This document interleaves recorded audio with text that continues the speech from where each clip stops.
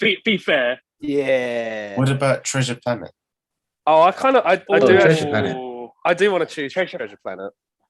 Treasure What's that? Planet is actually really good. So You've About never a seen planet, Treasure mate. Planet, It's Pat? about Is it a planet made of Treasure treasure. Planet? Yeah, there's treasure and a planet. That's mind blowing. It's a planet made of treasure. It's basically Treasure Island, but a planet. Yeah. yeah, sci-fi Treasure Island. Yeah, Jesus Christ. That was brilliant. Just Jesus Christ, camera off.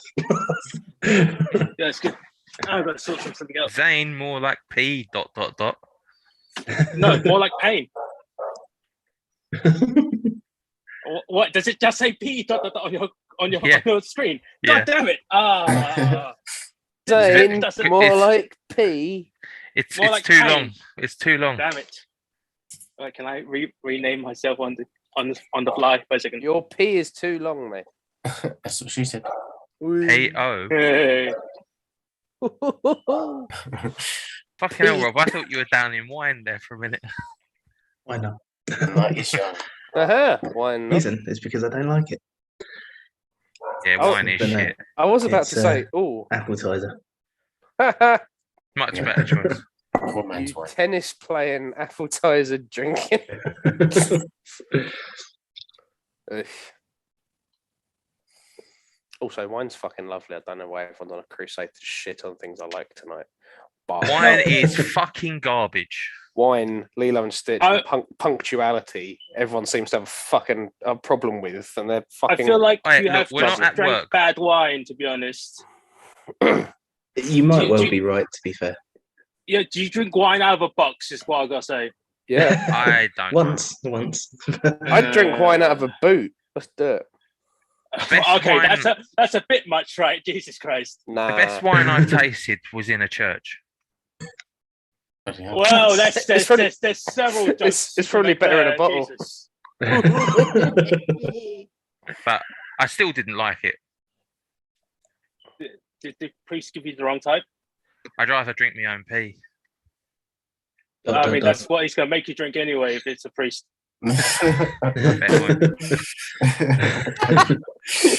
No. It's a bit creamy. Oh. I feel John just walked in on the wrong one.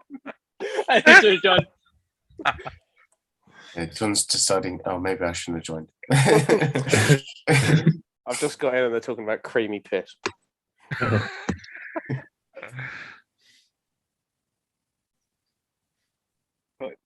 Is he? That's what's Oh up. no, he's just angrily sitting there eating an ice lolly. The thing is, he could be calibrating his headphones, but he could also just be ignoring us, pretending to calibrate his headphones. He just went meh, so game's Okay. off, mate. He's speaking as much as Humphrey. Oh yeah, Dan's not here today, is he? No, let's go. No, he's not. Ah, For Dave. the record, Alec, I was ignoring you, and the her or whatever you heard was not me. So Oh. The dog How just convenient. sound like you now. That's really weird. They don't bark, they just go. "Huh." So, wait, where's Dan currently? he's dead. In Kent. All right, yeah, that's Daniel's lost in the dark heart of Kent. Yeah, if you're in Kent, you might as well be dead. Yeah, agreed. Oh, poor Alec. No, he's right. so we got. We must we're still rescue wait- him from that cesspit known as Nah, Gillingham. I work here. So are we gonna wait for our dear? You gotta wait for Emmanuel. It's his pick. Yep. It's Yeah, right. It should be also- finishing in a minute, like literally 1 minute. Yeah, he's just going to be a wreck when he comes in. He's gonna come on and be like, "Why did I pick this shit?" He just comes in. He goes, "I'm so sad." Like this film is. I guess we should. I mean, well, wait. You started to record now, haven't you? Yes. Yeah, I guess- but I feel like we should wait for Emmanuel to have watched it. Yeah, let's not delve into it just yet. Yeah, give him like 5-10 minutes more. Yeah, I guess. But it's just like I feel like I want to save it for the chat or the main point, but it's like it's more sad or depressed? No, it's more depressing than sad, I guess. And no one will answer you because we just said we're going to wait. Okay. I did But don't enjoy worry. your style there. I Don't just worry. want to say this. We should really wait until Emmanuel shows up. Okay, yeah, but what I was going to say was... Oh, wait, Rob, Rob. you can edit it, can't you? Rob, did No, you I see think that? let's wait There's... so that we're like actually talking about it when he's here. It's not about the Oh. fucking recording. Rob, did you see there's football tennis on FIFA now? Oh, really? Yeah. I haven't seen that. That's pretty cool. Ultra compacted fractal gay. It's taking the conversation away from the film until Emmanuel gets here. I'd rather go back to the film, to be honest.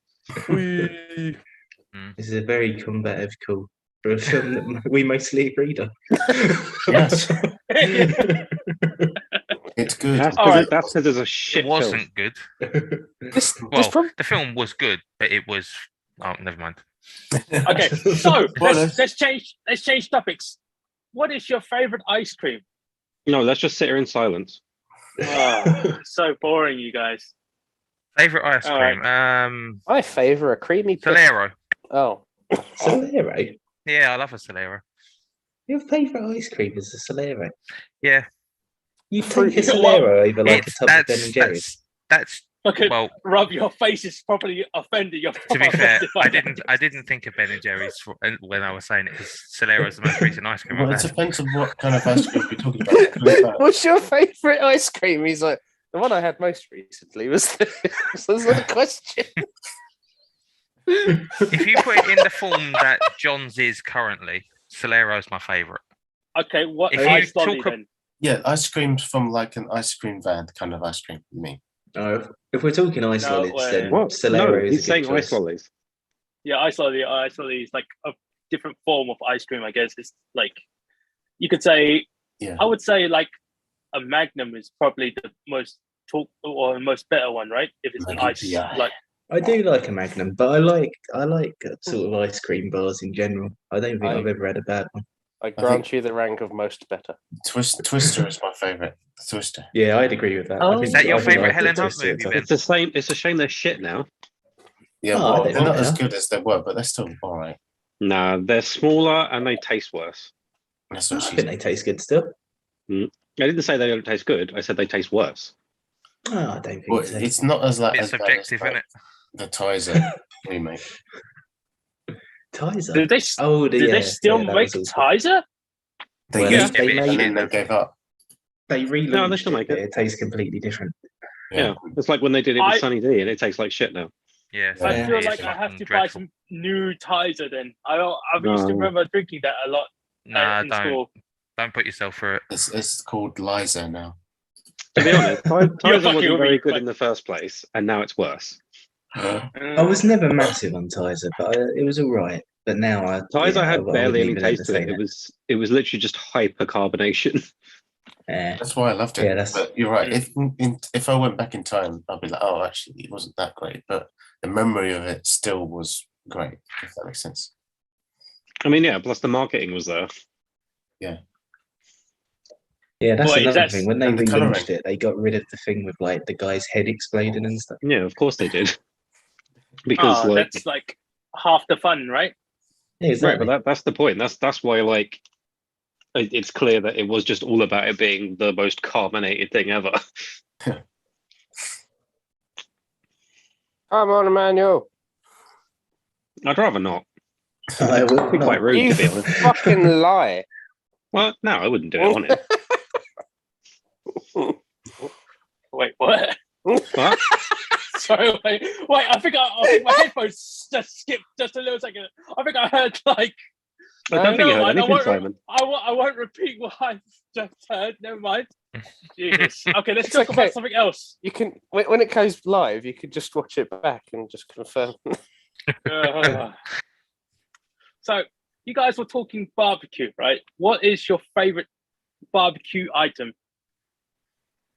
I'd have to say ribs. I think. I favour the tongs, or possibly. Yeah, I was going to say the fire starter. To be honest, I'm impartial to a sausage.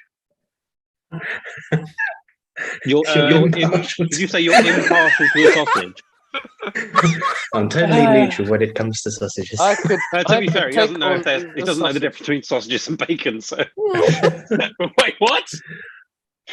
Oh, there was a time years and years ago where Pat stayed round mine, and my mum cooked him. I think it was a sausage sandwich. And when we were walking to Beacon Tree Station afterwards, he was like, "Oh, that bacon was really nice." So I think that day we just learnt that Pat prefers sausages to bacon, and he's not impartial to them at all. I mean, Okay. I do prefer sausage to bacon by quite a distance. Oh, you're impartial. Do you have a preferred style of sausage? Are you like Italian or are you like for Cumberland? Bratwurst is probably the best one for me. Fair enough. What's so I funny? really thought you was going to say bacon is the best. Okay. Bacon sausages, eh? It's just hearing Pat list his favourite style of sausage. It's It's just good. food that you eat. You stick the sausage down your gullet either way. I'm aware.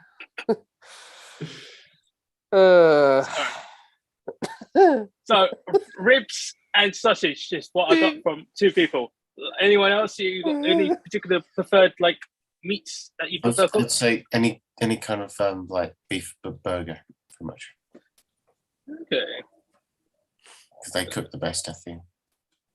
I was going to ask you actually, Ben, what was on the steaks earlier? It looked quite interesting. Oh, it was lamb. Oh, it was lamb. Oh, was it like mint and stuff then? Yeah, a tiny bit of mint on there, but and But you said Islam. Islam. Ah, Oh, when you said tiny bit, I thought you said there was turnip on it. Turnip. No, ruined it, wouldn't it? Turnip and Turnip lamb. turnip and mint. Yeah.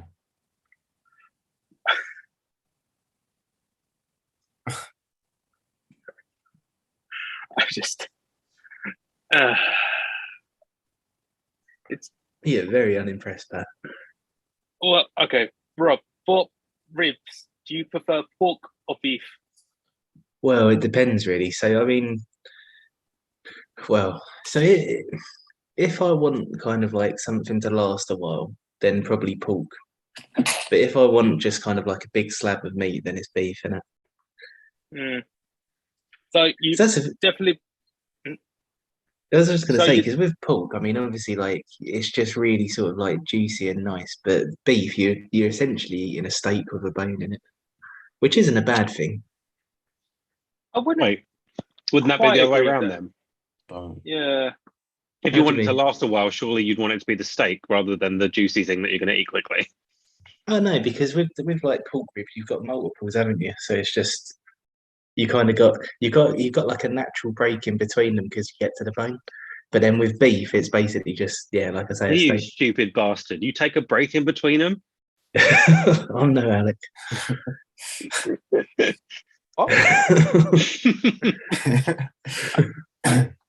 what was that? What one like who? What? Who said what and who? Just talking about ribs. I'm trying to. Yes. Oh yeah. Sorry. I feel like I would have to cook you like Memphis style pork ribs or beef short ribs. I don't know what one would you prefer. I thought you said I beef mean, I'm not going shortbread, to and I turn was either like, down. I mean, okay, yeah, both. If I cook both either one, they'll be delicious, right? But it's like everyone's definitely got a preference, so it's just a question of what the preference would be. no, Robert just Yeah, like you no. to cook one for him and then cook the other. I think if I had to choose, I'd probably lean towards pork. But that's Okay. no slight against beef. Pork is definitely better when it comes to ribs. Okay, fair enough. Oh.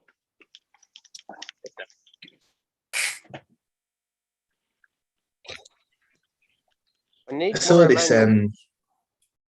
I Oh, can't Emmanuel, remember we who it didn't was. need to know that. Oh, what's happened? He said, "I'm coming now." Oh, we get live scores again for Emmanuel's own film. 1-1-1-1-1. I would actually fucking laugh my ass off. He's going to give it like a 1 for story and 10 for enjoyment.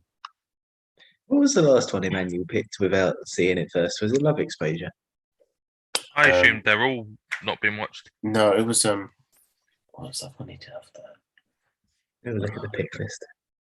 There was Let the Right One In. There were Let the Right One In he'd seen. He saw Dragon 2. What was the last one? Oh, Your Name Your he'd Name. seen. The Quiet Family he'd seen. Let the Right One In he'd seen.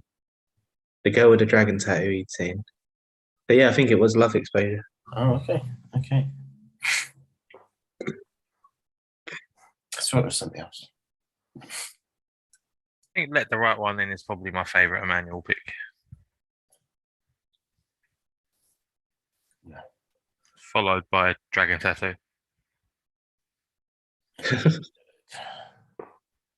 I can see you've just watched Capernaum. Oh my. It's destroyed. You look like a shell of your former self. You just watched Capernaum. He's watched Tokyo Gold Police again.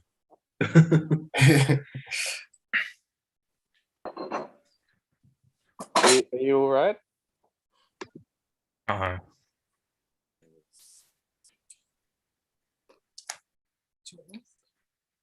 No, thank you. That was a lot. It was indeed. Definitely was a lot. Definitely was a lot.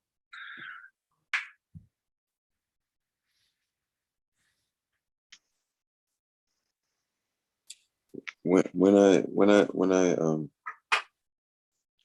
picked the film, I knew it was going to be sad. I knew it was going to kind of be about, like, regardless of whether it was inspired by a true story or not, like the director who made it, like I knew that stuff really happens, and there's people who go through all of that, and that is their life. But I didn't expect it to be that, like, to feel that much. I guess I didn't expect as much as was in the film, and to cry as much as I did. And what the kids went through, it just really got to me, basically. I wasn't expecting quite exactly what it was, but yeah, that was something else.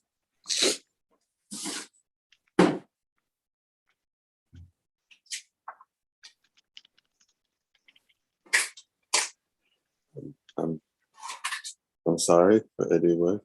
For everyone. Well, what are you sorry for, though? Because if you're sorry about crying, that's fine. But if you're sorry about picking the film, apology accepted. It was for picking the film. You okay?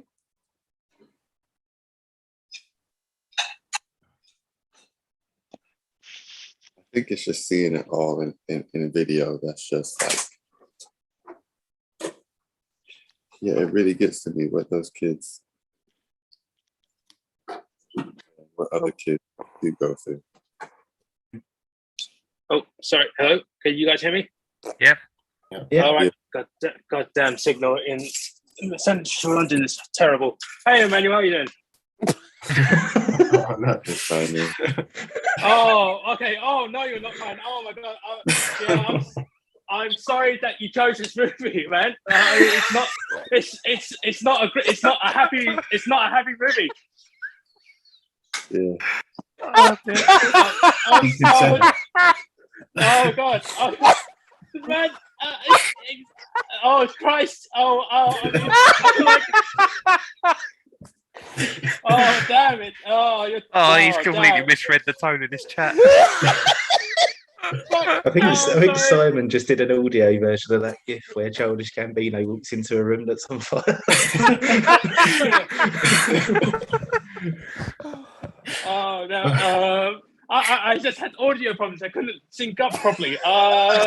Jesus. Yeah, we noticed. Aye. Oh damn. So what makes it worse is that all the actors in the film are people whose real life resembles that of the film. Oh, really? I didn't realize that. Zayn's real life is similar to some extent to that of his character, as was Rahil. Oh, I might need to lower the acting score then, if that's the case. Oh, that's just mean. Who was undocumented. Was that why they like Zayn? His real name is Zayn, and his character. Yeah, I noticed that. I thought that was interesting. I didn't notice that.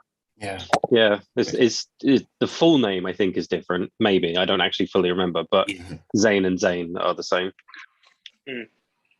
Interesting.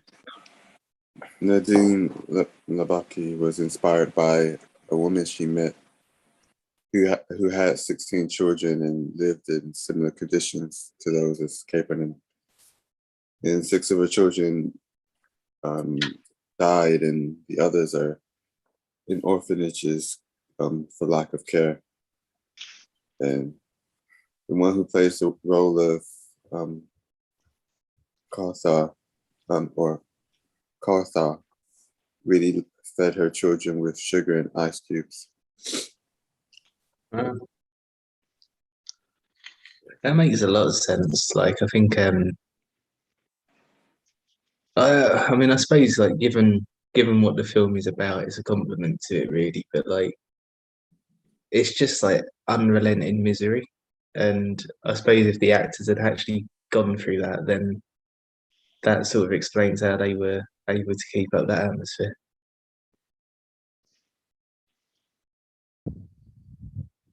Oh, this is a really fucking bummer talk so far. Anyway, right. So but yeah, no, don't say sorry. I didn't mean that. I meant just everyone being silent all of a sudden. Well, I mean, this film is a bit.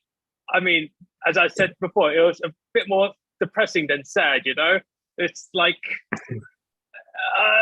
it's like. I mean, like they have. I guess I was gonna make a joke about the sponsor being ramen because, like, even if you're.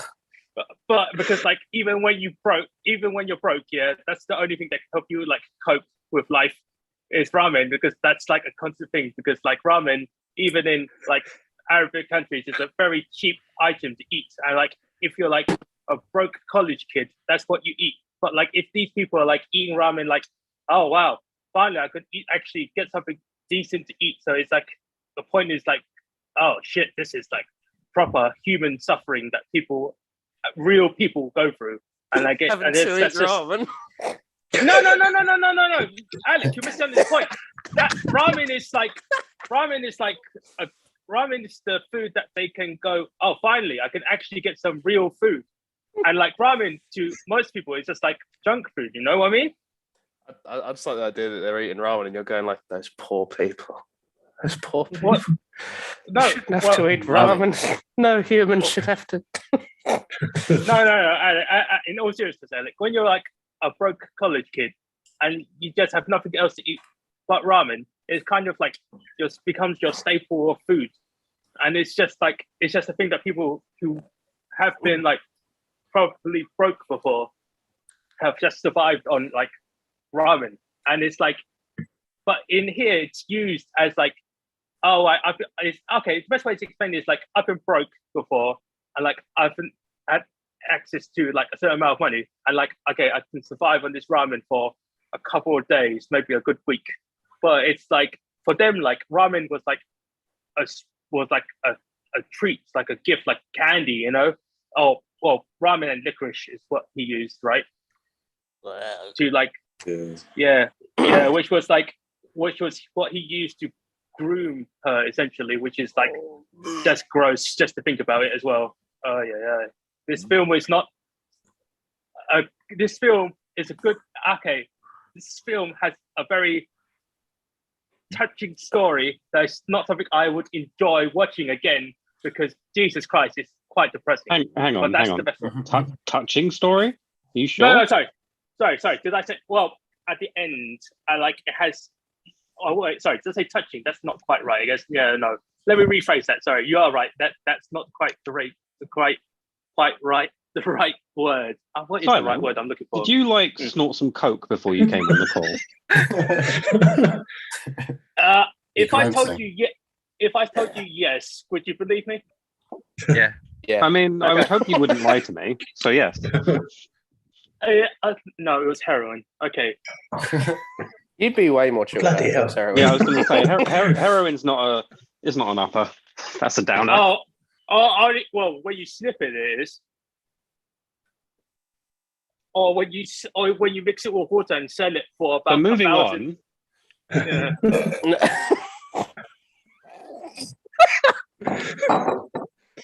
So I would say we should do like personal statements, but I think we are all probably gonna agree and go that was really, really well made, but I didn't really enjoy it and I wouldn't recommend it to anyone.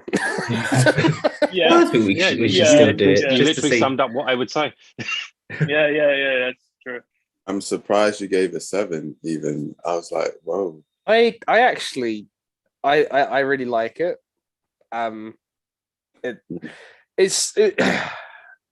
It's undeniably quite miserable.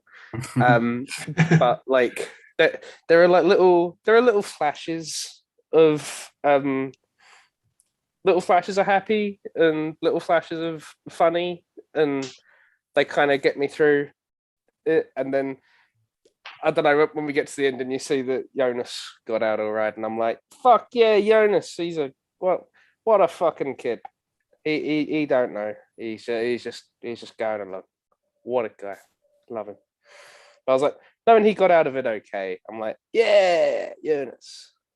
And then you realise the rest of his life's still probably going to be a nightmare. that's okay. He'll probably go through it. He seems like a chill sort of, devil may care kind of dude. So I think it'll be all right. I don't really like to... John's facial expression was a picture. You're going to have to start again, Rob. You lagged out at the start. You're still lagging, actually. Go on, start again. Am I lagging now? No. Yeah. Yeah, no, I was just gonna say, like, I think the thing for me is like I don't like to equate enjoyment with just like having a good feeling about something, because I think like if a film is supposed to sort of affect you emotionally and it's supposed to kind of like leave you in the state that Emmanuel's in now, like I wouldn't want to mark it down on enjoyment, because like I don't think the only reason for a film to exist is to be feel good. But with this, it's kind of like what I said about the girl with the dragon tattoo. Like I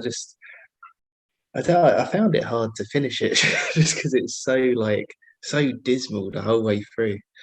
And it's like I said to you the other day, like it's a film that I've been wanting to watch for a while, because it's always on things like the Letterboxd top 250 and that kind of thing. Like you always see it spoken about really highly and things like that. And I think now I'm glad that I'm at a point in my life where I don't have to watch it again. It's one of those ones that I feel like it should be watched once.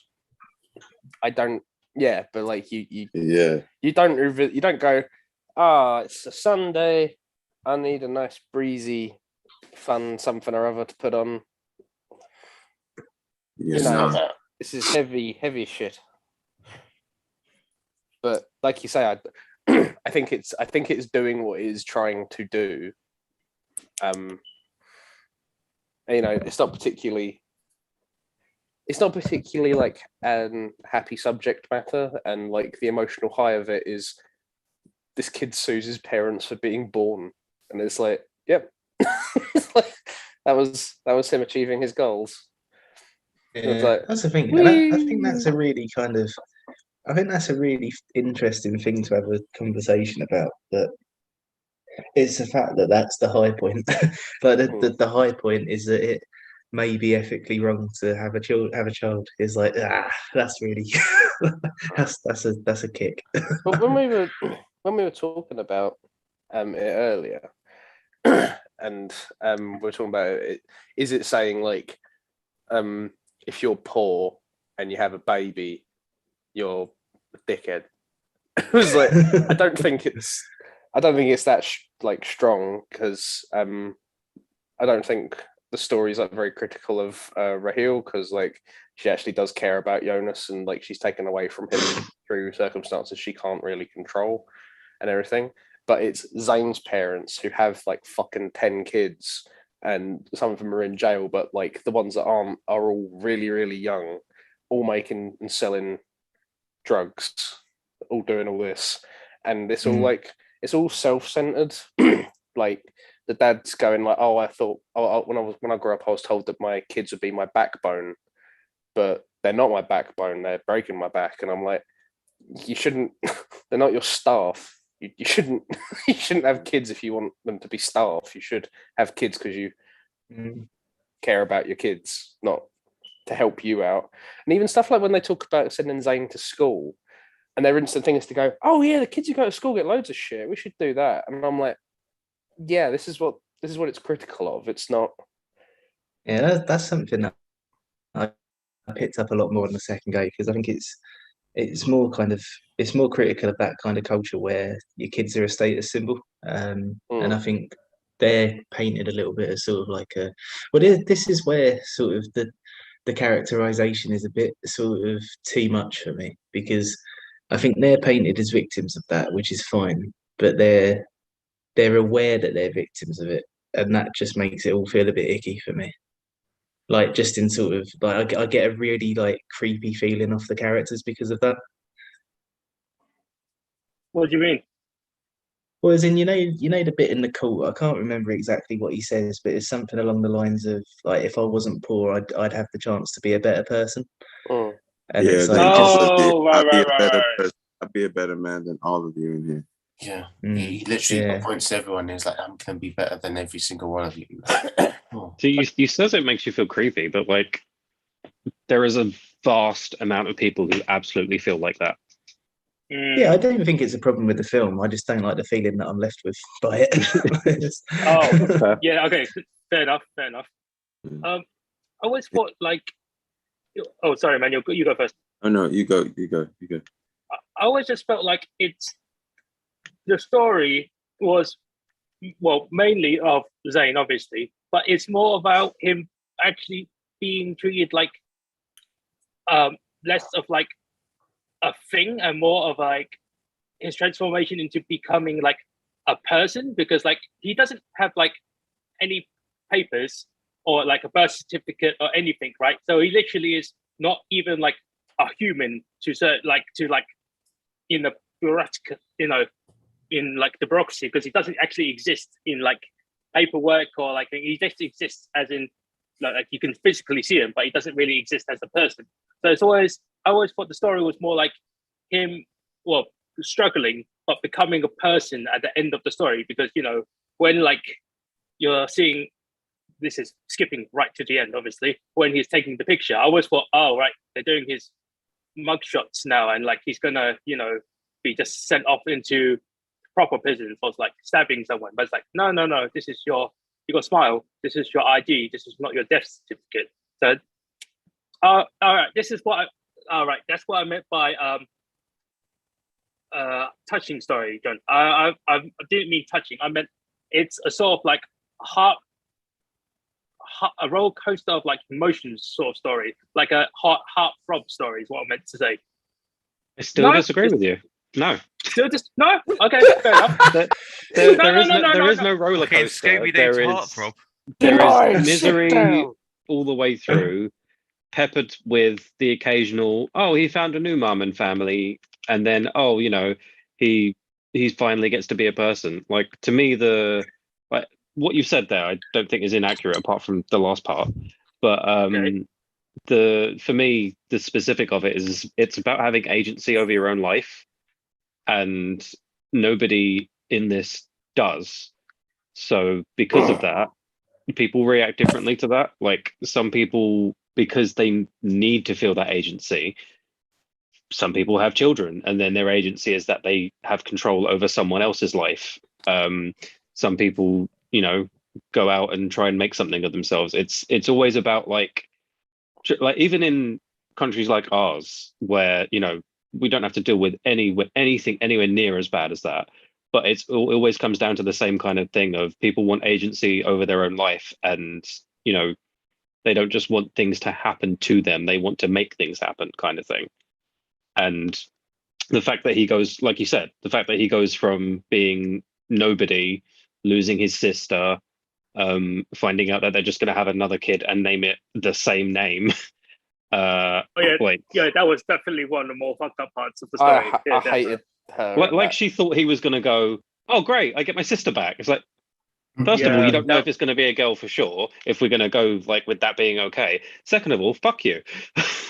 Yeah, that was definitely one of the worst, sort of like hearing one of the worst parts of that story is definitely the worst, sort of like, oh, what does he say? Yeah, oh, you're He says your stabbing me words with... pierce my heart. Yeah, that's it. Oh Christ, that was very strong, like emotions there. Christ, the way. One thing I really liked was because like for the most part, this is gonna make me sound heartless now, but for the most part, I actually found the story quite boring. Probably because I read way too much about this kind of thing in general. So like it's I hate saying this, but it's normal to me. Like because these things happen constantly all over the world. Like even in fucking first world countries, there are places where stuff like this goes on. But the one thing I really liked was that they basically forced Zayn in the short amount of time that passes in the story to become his parents. Like they literally show him having to take care of Jonas, going through this, ending up doing exactly the same shit his parents had him doing, even to the point of him tying Jonas up, which, when he got home to his own brother, he would like unhook and be like, what the fuck is this? And now he gets to the point where he realizes why that happens.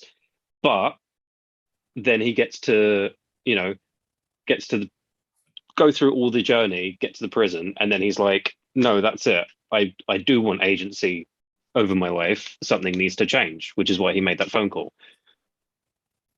So I think that's like a really important scene when like he's kind of done, he's had enough, and he just kind of wants like some time to himself. So he just like ties Jonas to a wall, and he just tries to like sit for a minute, but Jonas keeps getting away and walking toward him, and he's like, "Fuck!" And he keeps going back, and it's like it's not even his kid.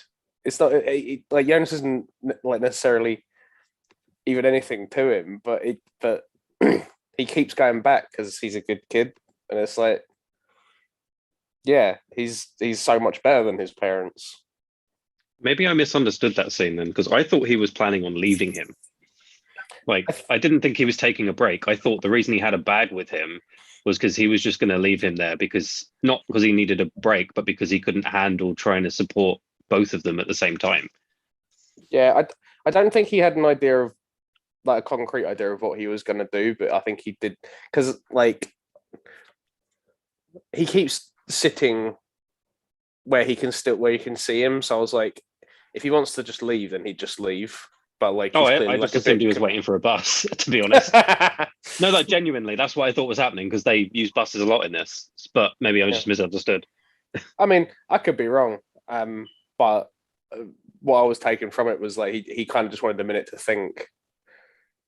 But like he generally can't leave Jonas alone for 5 minutes because he tries to go into the fucking road, and that's a decision that he makes. Then he's like, right, well, I can't leave him on his own. I can't keep doing this. I'm the only one who can look after him. That's right when he takes us to Aspro. Yeah. It was so stressful to watch because I was just so worried he was just going to walk into the road. I was like, don't just let him just walk out with nothing. And it's like, it was, that was certainly not my favorite scene, I have to say. I think that might be mine, to be honest. I really like Zayn in that scene. I think it's his turning point, isn't it? Yeah, because I think you're right. Like he kind of is he's been forced to kind of do what his parents do, and now he's that's him kind of rising above it and going like, I can't do this myself. I need help, and that's not something that his parents ever did or ever even like conceived of. And it's like, yeah, man. I don't know, You're doing like good. I agree with the notion that he rose above it, but I wouldn't say that his parents didn't ask for help. It's just that they do it in a different way because they're in a different situation. They're still fucking pieces of shit, but like, I don't think it's that they never tried to get help. Obviously, they've gotten to the point where their attitude is we're scums of the earth, which they are, and nobody cares about us. Nobody, like, if we disappeared, nobody would care. But like, you know, I'm going to stay silent for a while because I have a lot of opinions on this movie, and I'm just going to talk for 3 hours. So you guys talk for a bit. That's all right. It's good that they're talking. In terms of another thing, in terms of just, I guess, real life impact for like the people involved. Zayn was a Syrian refugee. Oh, he actually is Syrian. Yeah. Oh, interesting. So yeah, his name is Zayn al Rafia. So it's not too different from the character's name. During the filming, the United Nations High Commissioner for Refugees applied for resettlement on behalf of Zayn and his family, who had been sleeping on the floor in one room. And subsequently, they were relocated to a 2-story house in Norway, where he's learning to read and write now.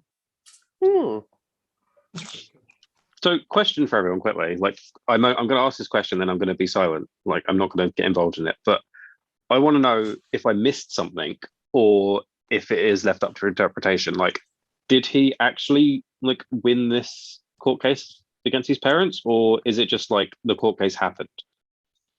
Yeah, he not only won, but obviously in the end, they were helping him actually start a real life for himself and get ID and stuff, so that he doesn't have to go back to that kind of situation. But the ID part I got, because it was like, you know, you're a real person now. You can, although your life isn't going to be easy, you actually have a starting point now as a human being. But yeah, okay, fair enough. Yeah, I wasn't completely sure on that bit either, to be honest. Because I kind of felt like it didn't matter whether he won or not in the context of the movie, because it was more about the fact that that the trial took place in the first place. Yeah, it's true. On another random part, this is just about the name, because I was wondering why. I was just looking that up. Yeah, so I changed my name to Chaos because of it. So I was like, okay, I know it means chaos, but still, why did they name it that? It was such an anime move. Oh, what? I changed my name to Chaos. You could say that chaos reigns. Oh, don't. Yeah, no. But they named it that because it was a town that was condemned by Jesus as one of the 3 cities that refused to repent for their sins even after he performed like miracles of healing there.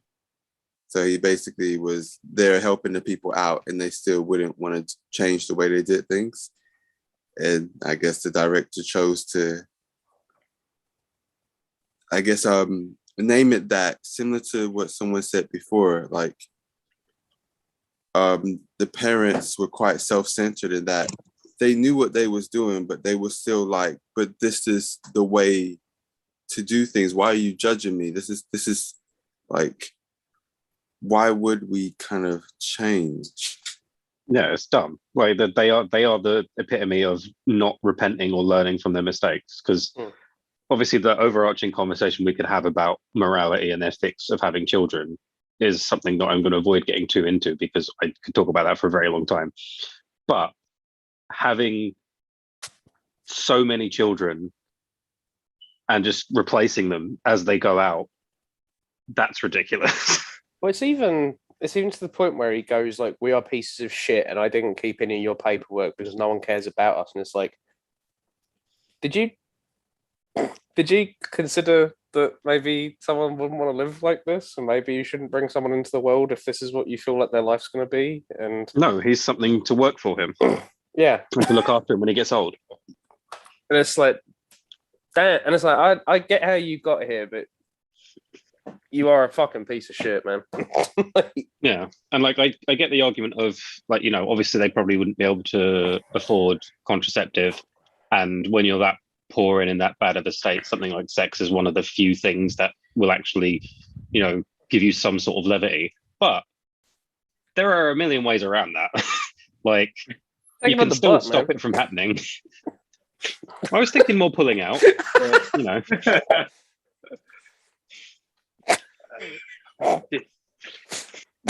Sorry. Hey, don't forget they're poor. They don't need to be buying more toilet roll. Also, they wouldn't be able to have any sort of cleanse going on, so they'd probably get parasites and shit, and that's a bad idea. If we were a bigger channel, I'd get like this is where I'd get cut in for like abortion debates. I'm just like, just take it in the butt, man. I'm so glad John's going to be on Lease Women within the week. You don't want to buy more toilet roll, do you? No, fuck it. Oh, is that why they're called Loose Women? I missed that, but never mind. Yeah, let's move on. But yeah, even though like in terms of how the director wove the kind of story together, I think this was probably, obviously I haven't seen an interview with her in it or anything, but from what I gather, it was probably something she just wanted to like bring to light and like bring awareness to, because basically she visited a lot of places like those and researched and went to a lot of detention center, juvenile prisons, and I mean, it's something that she went alone to a lot of places as well. I mean, in terms of safety wise, but she basically went a lot to real people in the situations to try and see what they were really going through, basically. And then with all that, she made this film. I'd be really interested to see like the pitch that she gave to get funding for it, because I noticed that is. I'm being genuine. I'm imagining it. No, just because I noticed it was funded by the Doha Film Institute, and so I know this because of my old job that's run by the Qatar royal family. Oh wow! So I wonder what she said to them to get them to, because I mean, all they're going to commission is basically like propaganda and stuff. Yeah, basically. So yeah, I wonder what the idea was, and I wouldn't be surprised if it was just as simple as like people think that Lebanon's great, or it's not. Like, yeah. So yeah, I'm really curious about that. There's these poor little girls who think licorice is really cool, and that's not all right. They need to be exposed to better sweets than licorice. Oh yeah, sorry, Rob. I didn't mean that to seem like I was laughing at the idea of it. I was just like, oh fucking hell! Imagine pitching this like. Yeah, no, it's something that I thought was quite interesting, because it's just like, and especially as well because of what Emmanuel was saying about the name being like a biblical reference. Yeah, and obviously Qatar is a very Muslim country, Mhm. so yeah, I don't know. I'd be interested if there was any very kind of Muslim like film as well. documentation around it. Like I think that's the only religion shown in the movie. Yeah, it makes sense, really, being that it's in Lebanon. Yeah. But yeah, no, if there is any kind of like documentation around it, I'd be interested to have a look at it. Definitely. I think after this, I'll probably keep reading into it as well.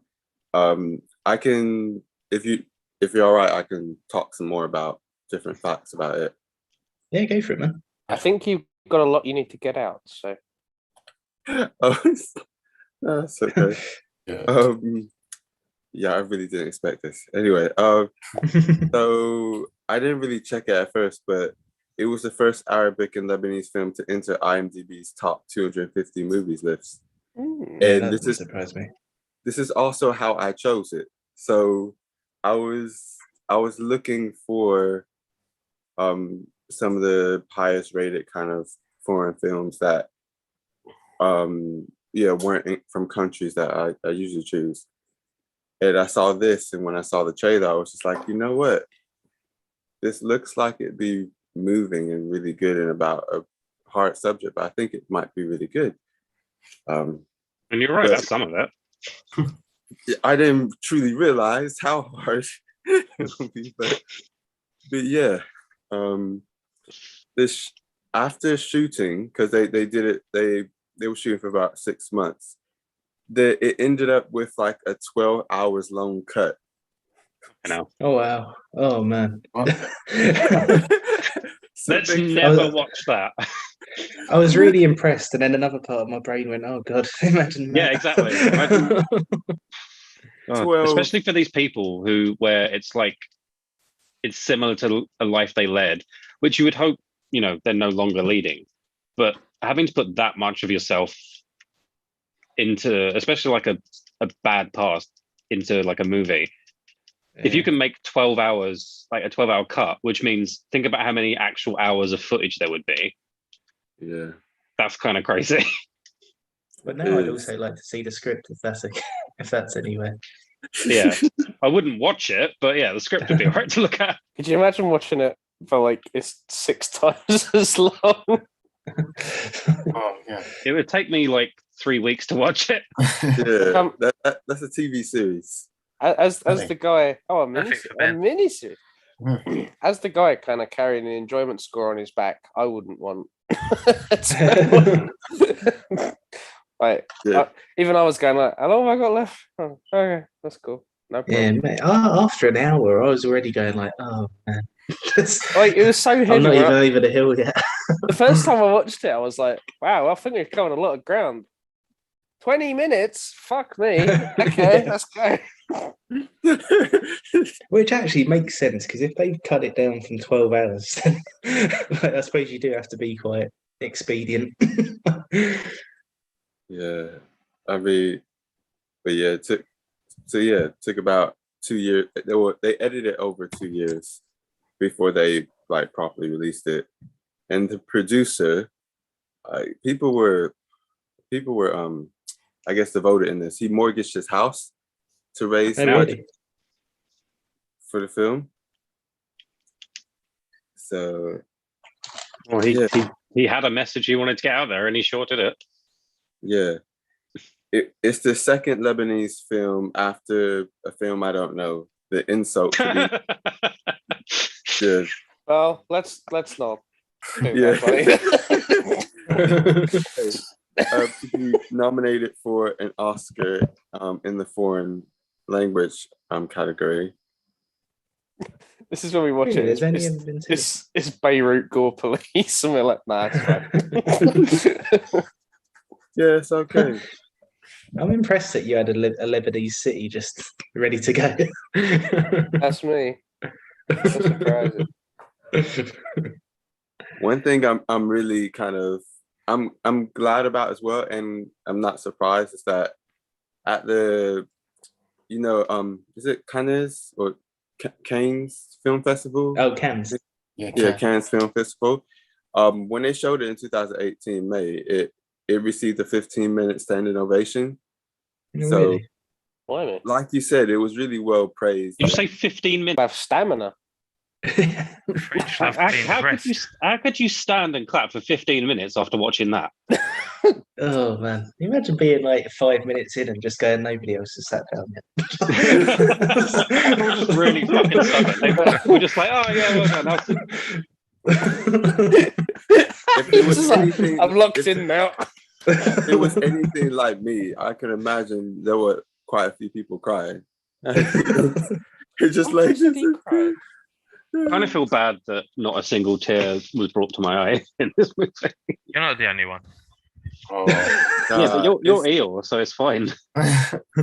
No, I'm not. Oh wait. It's okay. Like everyone's different. Everyone has things that move them, and just like how I swear I've said to Rob and multiple people before, like any like whenever ever there's any kind of scene with like a daughter and a dad, I feel it in a way I never did in the past because of like Yeah.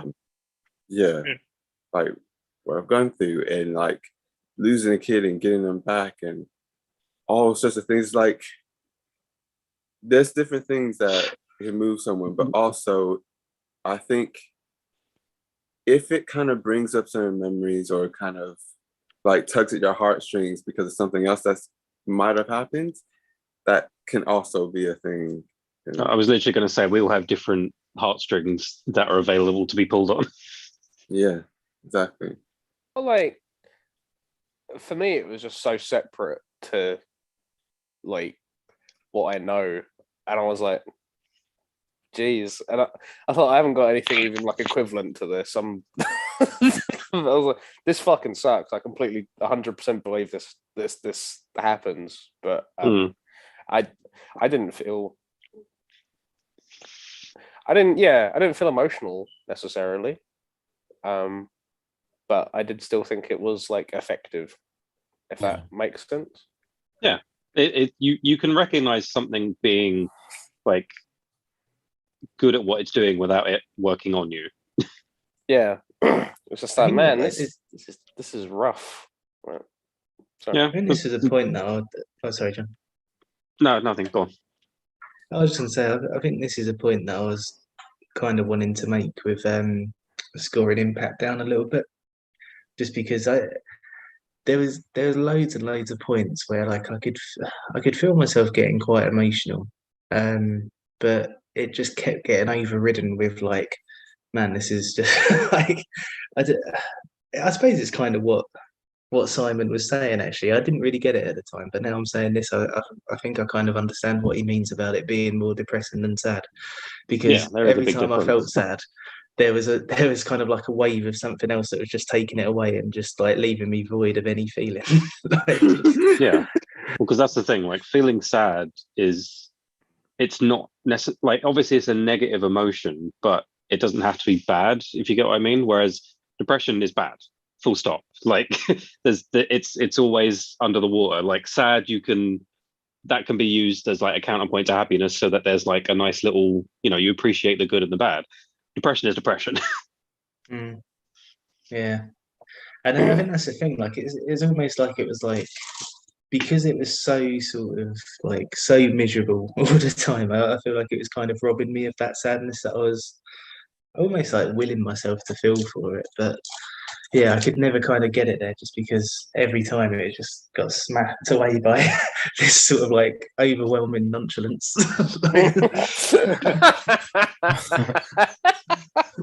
Yeah, that's the thing. Like I fully recognize that this movie is very well made. The acting is fantastic. Like I think what I said to Rob when we were when he asked me like how I was getting on with it. Like have you ever wondered who the boy's superhero? Well, Ben, you've muted yourself, Ben. Stop watching movies while we're doing our call. Also play. How in Sorry, Pat, I assume that was you. Player. No. Shit, what was I even saying? Yeah, it's one of the few movies that like there's often the case you watch a movie and it draws you into the world so that like you forget you're watching a movie, but it's rare that it actually feels like real, where I feel like that's what this does really well.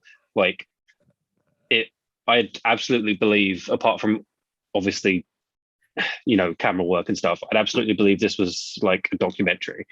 It's that's how well made it is, like the production, the acting, everything. Like, and again, because I unfortunately know a lot about these kind of things, because I know people who have family that live in certain countries, or just because different types of media that I've consumed over the years, like I'm very familiar with this kind of reality for people.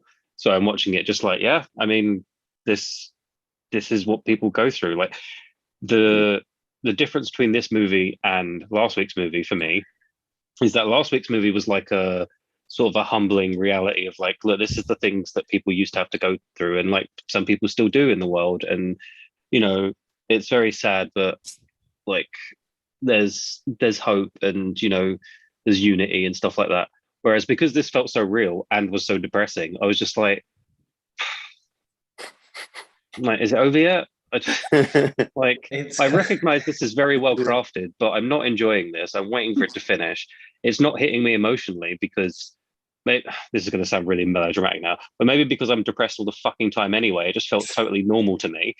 And was just watching it going, yeah.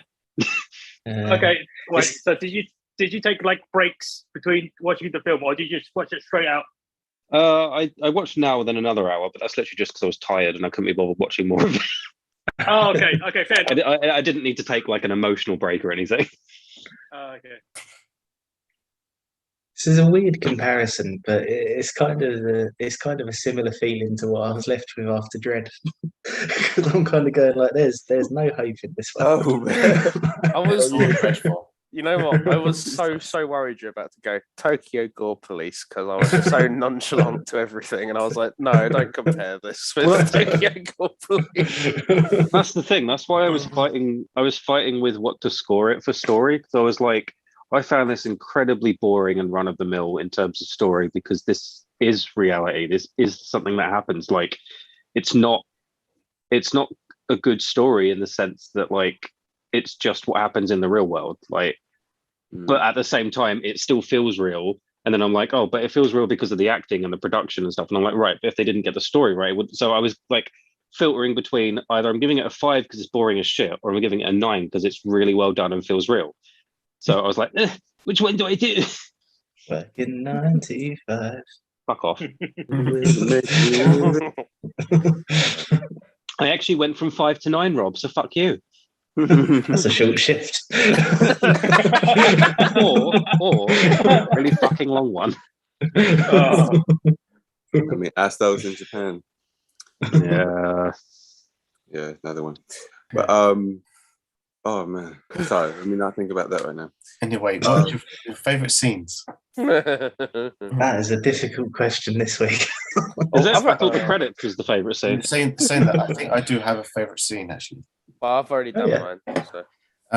It's to me that one of the high moments of the film was when Zayn was on the coach, the bus, going and driving away, and then he meets this guy wearing. He meets Stan Lee. Yeah, he meets the weird Stan Lee guy. I forgot about that. That's so weird. No, not Spider-Man. It's Cockroach Man. Yes, exactly. Yeah. And he's like, "What's going on?" There's like, why are you dressed as Spider-Man? And he's like, yeah, but why have you got a cockroach instead of the spider? Shouldn't it be a spider if you're Spider-Man? And he's like, no, I'm actually cockroach. and he just says it so casually, and then he gets off, and there's like, and then after a few moments, he decides to follow him, and it's like that's a really good like little moment of him just being like, there's something about this guy, and I just need to figure out what's going on. But it's just a little. I just thought it was really quite lovely and wholesome. Shall I tell you? Oh, sorry, go on, Alec. I was just saying, I did really like that scene where Raheel tries to get him to pretend that he's like gonna hire her, and he can't get through the security questions because he's just stupid. And he's like, "What's your phone number?" And he's like, 0. Oh, it's 5, 6, and then some other stuff. And the next thing he's just like, "That motherfucker." I enjoyed that. All he had to do was remember a fucking phone. Well, to be fair, he remembered everything else. So for a fucking idiot, he did pretty well. Yeah. But yeah, no, that scene is funny to me because I thought it was going in a much worse direction than it did. If anything, that's actually like a slight bit of hope on the ride. But I thought it was dipping straight down, because when he looks at the guy and he goes, "I'm not him, I just look like him," I was like, oh fuck, who is this guy? Like, is he someone from the past that like took one of his sisters, or like, but this is the thing. I was assuming it was someone he did actually know, and the guy was just like, no, I'm not him, because that is a thing that people have done. In fact, that's happened to me in real life before. I was staring at someone going, and then the guy, before I even said anything, was like, no, I'm not him, and I was like, Well, you've kind of just confirmed for me that you are because you know what I'm thinking. But yeah, I assumed it was something like that, and then it was like, Yeah, oh right, he's wearing a Spider-Man costume. That's what he meant. yeah. I do like thought the that our exact only same thing. Spider-Man so far is a random Lebanese guy. Cockroach Man. I'm his cousin, Cockroach Man. Saying Cockroach that, Man would be a really awful superhero. You can cut off my head, but I'll still keep going. Also, I'm immune to atomic blasts. Oh no, they're setting off a nuke. Don't worry about it. You'll be fine. Oh, man. I can't save anyone, but I'll be fine. Relating to him, like it was weird, but the first kind of US release of this, they cut out the scene where he was trying to help Rahel get a permit, like pretending to hire her. I don't know why they cut that out at first. I'd be curious to know why, because like, I mean, I guess the scene isn't exactly necessary as long because you know that, like, if they've got the setup for it and then the fallout from it, you don't necessarily need the scene of it happening. But yeah, still, why? Yeah. Oh, actually, I do have a question for you all. Rahel was the name of the actual. What's her actual name, right? What was her fake ID name? Because like, I can't remember what it's called, but it looks like Tigir. Yes. Yeah, to guess. Oh, Tigir. Because the first time I read it, and it was mainly because you guys were talking about Winnie the Pooh, and I saw it was like, was her name Tigger? I just saw that, and I was like, I didn't want to bring it up, but I was just like, okay, no, because we're talking about it, because it's mainly because you guys changed all our names to Winnie the Pooh characters, and it was in my mind. I was like, her name is not Tigger. Wait, what's it? Oh, yeah, that's not. Yeah, so it got stuck in my mind. Just saying. It turns out I am Rahel. If anything, she'd be Kanga, and then Jonas would be Rue. Like, come on. Oh yes, very good point. Very good point. Oh man.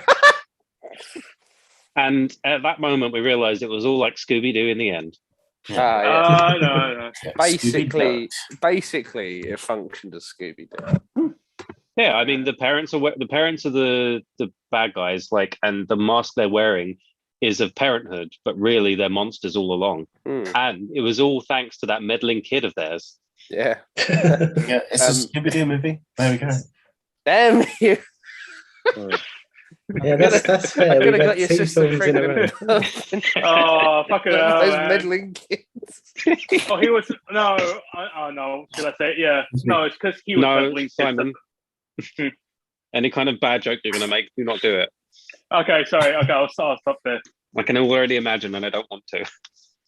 Anyways, Who else's favorite movie? My favorite movie of Capernaum was Capernaum.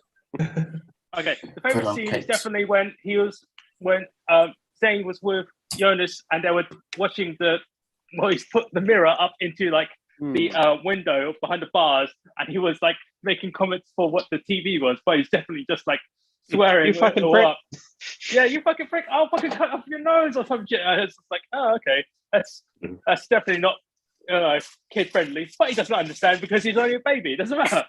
That's a real good. They absorb more than you think. He's gonna be a like potty mouth. He's gonna have this lovely sweet mother, and he's gonna go, "Thanks, Dick." She's gonna go like, "Why is your first word tramadol?"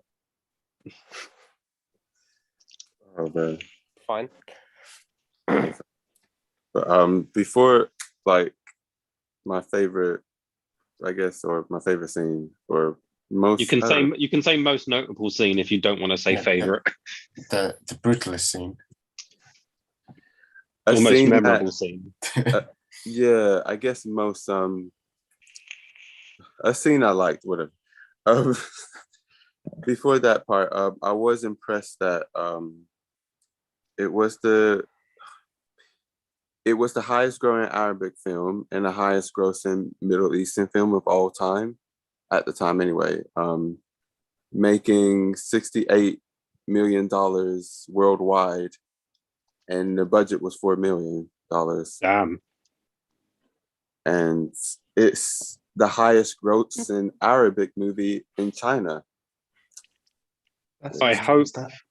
I would like to know, like, obviously, yes, this was a movie that was made, and you know, the money that goes into it and stuff, blah blah blah. I'd like to know where the money went, like the profits went, because I would hope a lot of it went towards like actually helping these kinds of people. Because if you are putting out this kind of message, I feel Yeah. like, you know, put your money where your mouth is, I enjoy that you went. My favorite, most memorable scene is and then didn't the say a fact, thing. the fact that it had a budget Yeah. of this. The budget was good. My favorite bit was when it became the highest grossing film in China. Yeah, his favorite thing was that it was successful and that many people saw it. But the actual favorite. God. My actual favorite was when it won all the awards at Cannes. No. Sorry. That's all right. It's been a long day. It's been a long week. Oh my goodness. Anyway, a moment that kind of, I don't know, early on that pulled at my heart was when the kid, the Zayn, was trying to make sure his sister wouldn't get taken away, and well, it was multiple times, but specifically early on when he gave her the shirt, the vest off his back. Basically, it's like, use this, and like to kind of stop it so that she wouldn't get found out and she wouldn't be taken away like too soon, because this has already happened and he doesn't want it to happen to her, of course. And it's just how a kid that young can like be like, look, I can't put things into words. I mean, what you're trying to say is that a kid that young, like roughly 12 years old, is having to worry about such adult ideas of, hiding your period so that you don't get taken away from your family, because he's seen it happen before. He knows what's going on. Like he's what, although he's an absolute fucking gremlin, his like maturity in terms of knowing what's going on around him is way beyond what his actual age is. Yeah, exactly. Just the fact that he has that knowledge to hand as well. Like, Yeah. doesn't understand.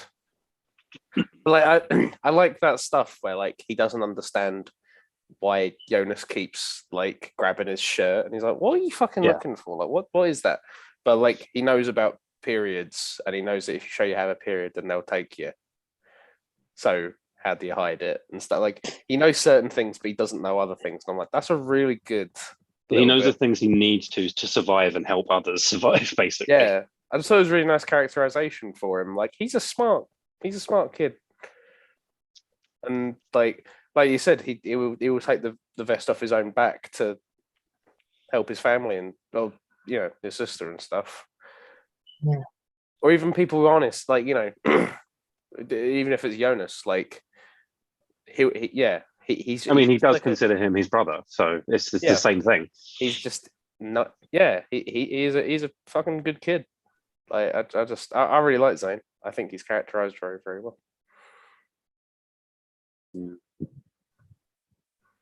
So I don't really have a favorite scene, but I'll probably say similar to what I said last week, of like just a combination of things, which is sort of combined with what Emmanuel was just saying and what Alec just said. Just basically Zayn in general. The fact that as much as his parents are talking about, like, well, his dad's talking about him breaking his back and stuff, he was the backbone of that family. Like he worked the hardest. Obviously, we don't really know what his dad actually did, if he did fucking anything. He slept a lot. Yeah, like, and the mum fucking like was just doing the tramadol shit, but they did all the hard work anyway. But he would literally go and work all day, and even whilst doing that, any chance that he gets, he's looking out for the rest of his family. Like he gets home, he unhooks the baby, because he's like, well, I'm here, I can watch the baby now. That's like, it doesn't need to be done anymore. The whole period thing, the fact that he's constantly just looking out for all of his family, except for his parents. Well, no, actually, even then, even though he fucking hates them, when he goes back for his papers, he puts out the cigarette that he left lit and fell asleep, like, because that could burn the whole house down. Like, it's little things like that where you notice that he's so street smart and savvy, like that he just notices every little thing. Because again, something that we might not realize because we live in a first world country, but you have to have eyes not in the back of your head, they have to be all around your fucking head at all times when you live in a place like that, because you go down the wrong street, you bump into the wrong person, you're not keeping an eye on shit, and that gets you like killed, gets you robbed, anything. I'll do it with 12 Good night.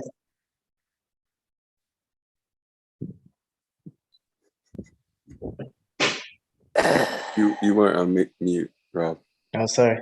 You ruined everything. I condemn you to Lebanon. To chaos reigns. No, Anyway. Sorry, I don't actually. It's fine. I agree with you, John. Okay. Carry on, John. I mean, that's basically it. I would have been rambling on about the same shit. It's like, obviously, if you're female, I mean, even in our fucking country, you have to be more savvy than a male person, because just there are more dangers out there for you. Unfortunately, it's a reality. It shouldn't have to be like that, but it is. Male person of male. Yeah. And yeah, just you can see what he's grown up around, and then so again, you seeing him having to basically become his parents when he's with Jonas, just to survive, but he doesn't become them because he doesn't give up, and he's not a piece of shit that's like, oh, I'm gonna get this kid to the point where he can do all this shit for me so I can just sleep all day. That's the thing, like he's their influence has kind of made him like value like the people who are there rather than let's just fucking pump out another kid. We're down one. Fuck it. Like, and it's like no matter what they tell him, he knows that it's not something that is actually like. I mean, let's put it this something way. that works, but it's not as strong as that. No, and let's put it this way: like, if you're going to even go deeper into the conversation about how shitty his parents are, they lost a child that they gave away at 11 years old to get married to this guy who, let's be honest, didn't know a 12-year-old pregnancy was bad. I mean, even just the fact that, like, I don't want to go too deep into this conversation because it is very depressing, but having sex with a child of that age, just having sex with a child of that age is dangerous. That's all I'm going to say on it. But the fact that they knew what happened, that she died, and then they still just carried on having sex and got pregnant. Like, if I know that, there's coping mechanisms and stuff, but I don't know. It's terrific. It's a different world, obviously, but how could you get it up when you're in mourning like that and like knowing what's happened and stuff? Again, I think it's because of the kind of people they are, but how do you go from mourning and knowing what's gone on to having sex with your partner and not being disgusted, both by the act and also yourselves? Like, and I guess the answer is that that's what they've been doing for years. Yeah. But yeah, unfortunately, there are places in the world that still do shit like this. So it's an actual real thing that I wish we could somehow abolish, but you can't. Until then, we've got Zayn with a little butcher knife. And well, that wasn't a fucking little butcher knife. What are you on about? Oh, yes, sir. She'd fucking killed him. Well, yeah. I kind of actually expected him to have killed him. The way that the story went, I didn't think he actually survived somehow. I mean, that's what they want you to think. Like that's the whole point of them not making it clear. Even the moment Actually, no, I can't remember exactly when that is, so they might have shown him already. Never mind. But because like we don't know what their court system's like, so them saying 5 years, and considering he's a minor, that could be relevant for murder. Like we don't know, but I don't know. I don't really know how it would have affected the movie. I don't think it really would have if he'd like killed him, as opposed to I don't know if he's injured or if he's actually disabled now. I think I think it's sufficient to know that Zayn stabbed someone. I don't think that it's like stabbing's not necessarily fatal, so I don't even know if it is like a big thing. Like, oh, he lived. But like, I do think it is like important that the judge has that conversation. Like, do you think it was appropriate to fucking marry a 12-year-old? Yeah. Oh yeah. Like, that's just like my cult. Like my mum was 12 and she got married. Oh, the fact that he says she was ripe already. Oh fuck! Is that actually what the translation was? I don't know if that's literally what the translation was, but in my subtitles he said she was ripe already, and then Zayn's like, "What is she, a fucking tomato or potato?" Oh, Yes, he did say that. Oh, right, yeah. In mine, it was blossomed. It was Blossom. Yeah. That's what he said. Yeah. Blossoms. It was similar. That's a very It's different. still just as bad. Yeah. Well, I I'm think going to ripe assume is a that bit ripe more is visceral. probably what was said, because I imagine that is actually what they would say. But it's still like a Yeah. cultural kind of thing where he's like, I didn't know that like getting pregnant that young can kill you, and it's just like, so it's just this is not only is this like a really fucking crap, sick cultural thing, but it's also just like based in ignorance that you don't know like just the basic health Yeah.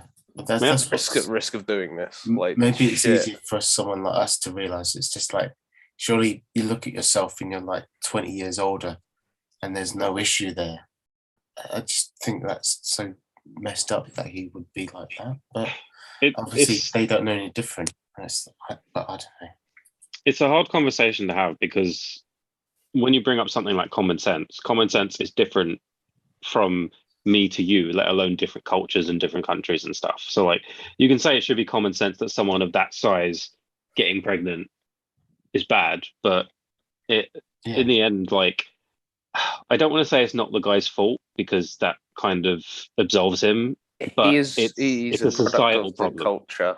Yeah, that he's he part is of in. the problem. He's not the problem, but part of it. The solution to it is educating, like having better education. Well, having education, because I doubt he went to school. Having education available to all, like the basic, because that's the thing. Basic necessities aren't just like food, drink, shelter, clothing.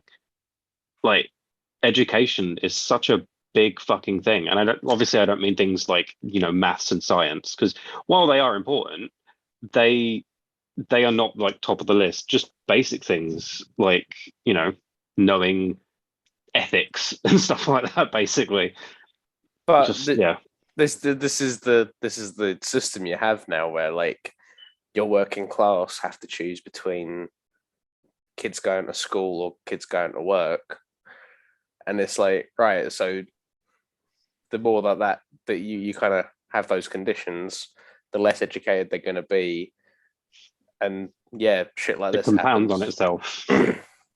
Yeah, because like, obviously the parents probably aren't educated either, and then they have kids who then aren't educated, and it just goes further and further and further. Nothing is being passed down apart from how to survive. And yeah, it's to the point where the mum's going, send him to school, we'll get free shit, and he's like, oh, I don't fucking know about that, and it's like, yeah, and then she goes, it's fine, he can go to school in the day and he can go to work at night. yeah, but like you just get a little montage of shots where he's like just carting around like these fucking gas canisters around, and it's like it's nighttime, it's fucking early morning, it's this and it's that, and it's like this is a child. Fuck me. And that's the thing, though, is like even over here, like it wasn't that long ago where that would have been normal for like working class families, because even my granddad would have done things like that. Mm-hmm. Was before earlier, Camilla has something on about different expensive commodities and things, and oysters. He was talking about just like Rob was saying back in the old days in Britain, like Ed, oyster you cards? no oysters, but you'd have Oh, shut kids up. you'd have kids as young as 4 working on the oyster farms and deshucking them and stuff Yep. to get the quantity out so that they can still make the money. Yeah. But of course, Thinking about as times changed and things upgraded and child labor was outlawed, oysters and different things became more expensive because, of course, Thinking Yeah. about it, my dad even had a job as a kid. He used to pick hops in Kent. So like Pick during what? like hops, so like what they make beer out of. Hey. Yeah, so he like during like school holidays, he used to go to Kent, and yeah, his job was to pick the hops. I'm And so I've actually sorry. I've got a picture of him doing it somewhere. No child should have to be Is it exposed to fucking good? Kent. Yeah.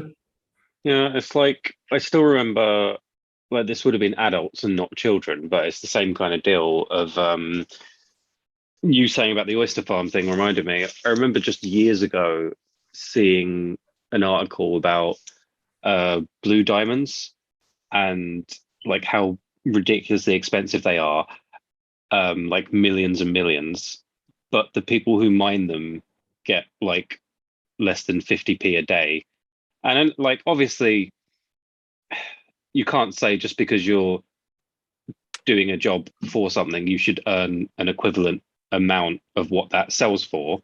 But there's quite a big disparity between like millions of pound and like the equivalent of 50p, which like doesn't even feed you, basically. Can't even get a scratch card. That's my dad and my granddad and my nan picking hops Oh. when he was a kid. During the That's war. quite cool. Oops. No, it would have been after the war. Yeah. So yeah, it wasn't even that long ago No. that was normal here. I've been in that field. Have you? No. That's the thing. Like, don't Well, I forget, don't know a like you fucking say, field. it wasn't that long ago. Obviously, where basically because think about what schools used to be like and how much worse they were in terms of like, I don't want to say brainwashing children, but basically turning them into workers, because that's what school was, as like we know, and that's why so much needs to change about schools these days, because it still has things from that time where it was literally just to prepare you to be part of the workforce. So you have people who either go straight from school or they're already working during school into a job to help support the household, or depending on what country it is and what time period it was, you would enlist in the army immediately, and you'd have to go from there with that. Yeah, like it's and I think that's another reason why this is quite an interesting film, I think, because where you've got that kind of question of like, is it morally right to have kids if you're unable to support them or provide them with a decent life and stuff? The other half of it is, should it be the responsibility of the state to make sure that they have a decent life? But then the problem with that is that it gets wrapped up in that stuff, is because if the state is making sure that they're having a decent life, then what does the state get back from it? And it's probably a workforce. So you kind of you circle back round to that, don't you? Yeah, because the way our world works isn't fair, unfortunately, is it? Like, in an ideal world, you could have kids no matter what your income is and know that you'll both be safe. Obviously, the actual discussion is much more nuanced than what I'm about to say, but I have generally always been of the opinion that if you can't support a child, you shouldn't have one. In the same way that, like, getting a dog or a cat is not a right; it's a privilege. Like, sorry, privilege. Fucking hell. It's not a privilege. It's a luxury, basically. It's not a privilege; it's a right. Hang on a minute. And I just keep going round and round. Because like having worked in vets and stuff, that's something I always strongly believed in. Like they are not a privilege; they are a luxury. And while some people won't like me comparing pets to kids, to me it is equatable. Like you choose to have a child. Yes, okay, there's unplanned pregnancies and stuff like that. But you look at how much having a child actually costs on average per year. If you don't have a firm house above your head, a good amount of food on the table, and like a reasonable amount for like clothes and other things, you can't support a child well, like unless you live in a country that actually helps you with that. Again, the actual nuances of the discussion are far more intricate, but we're not going to go full on into that. So Take it up the bum. Oh, it could be like what's happening in the States right now. Yeah, they're that's taking it not- up the bum. Yeah. But I won't. Let's not comment on that. Jesus. No, there's a much simpler solution, and that's men should get a vasectomy. Did you know that there is actually a pill that men can take as contraceptive, just like women? I've heard rumours about this. It's never been put into practice and produced because the side effects are too bad. Guess what? The side effects aren't as bad as the side effects for the female contraceptive. What? It's because men rule the world that they refuse to do it. And that's my PSA for today. That says it all, really. The more you know. Sorry. Get a vasectomy, everyone. Don't breed. Miller, you heard that? Huh? You heard that? I'll tell you afterwards. You coward. We could have had this on live stream. No, he just doesn't want to have to repeat it like while we're talking. But yeah, man, trust me, I have very strong opinions. I consider, you guys know, I consider myself a feminist. So all this sort of stuff going on in America and stuff, I'd like fucking riles me right up. Shutting up now. That's fair. I mean, to be honest, I think most of us would agree in that perspective. I can hope so. Oh yeah, definitely. But anyway, back to this depressing movie that is unfortunately not as depressing as real life right now.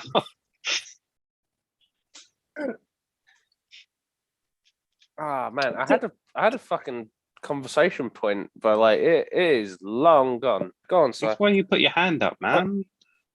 Bro, it wasn't important. Oh, I was gonna ask one question though. I guess because I'm trying to not remember all the depressing parts of this film, right? But like, there was a point where they were in jail and they had some people come in and like sing, right? Yeah, because that's right at the end. this is all right because like that's the word. I thought that was like a Christian like group, like what's the word I'm looking for? Wankers. No, That's it's kind it. of like, well, God damn it. You maybe forgot what I was going to say, damn it. It's like... You hadn't remembered anyway, shut up, Simon. Jesus, I never mind. I thought, no, the point is talking about, that you were talking about beforehand, it was like, was there only like Muslims in this, well, mostly Muslim country? And it was like, wasn't that group like a Christian group, trying to bring faith and the Lord into it? Was that not what they were trying to do? I don't think so. I think they literally were there to try and raise spirits. Like it's sort of an enrichment thing because, they've got nothing else going for them and they're all packed in so tightly. So they were bringing them like, music and levity and stuff. Maybe it was. To be fair, I thought you meant like Yeah. necromancy. no, you might be onto something, to be fair, because there was a whole thing in was it Egypt where Christians went over and they tried to convert a load of Muslims. I don't know if that's happening in Lebanon as well. It's entirely possible because like that's people who actually genuinely believe in Christianity and it's not just a political nonsense bullshit thing. Like they see people in like poorer countries and in suffering circumstances and they're just like, oh, they need faith. And obviously there is a big difference between the kind of stuff that like that constitutes Muslim faith compared to Christianity faith. Like the things that you believe in and how things are going to work out are like they're very different. So I can see why they would be like, oh, they'd be better off believing in our God. Yeah, I mean, yeah, I don't think it's a. Well, actually, I mean, if it's something that you have faith in, it's quite a noble thing. Yeah, that's the thing. They are actually genuinely trying to help people. It's not a political thing of like, oh, if we get them to believe in this, then we've got power over them. They're like, I'm happy because I have this faith behind me to support me. Because like I don't believe in God at all, but I'm incredibly jealous of people that do. I wish I had that faith to fall back on. Like I wish that I had something that in my darkest hours I could like look to and pray to, rather than just thinking that there's a dark void. I hope you said a Dark Lord. I mean, that is closer to what I believe in. So Save me, Voldemort, save. no, not him. He's got no nose. Sorry, can I just? Opposite Emmanuel, Humphrey. by the way, if you're talking to us and not Camilla, you're still muted. Oh yeah, add into what. Sorry. No, That thank was so cute. add into what y'all was saying. Sorry if I cut anyone off. No, you didn't. Okay.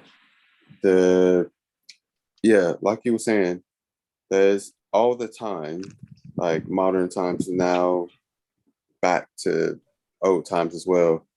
You have lots of churches or ministries, Christian ministries, who go over and do missions, and it's basically like charity work as well. They do all the things like you said. Sometimes you have them visiting jails and different things, or visiting people in hard situations. They might give them a Bible, give them some food, give them some shelter and stuff, and try and help them out as well. And like you were saying, it's not about controlling them. It's about giving them something to like it's really hard now, but maybe this can help just ease the pain a little bit in this really dark time to help you get through it.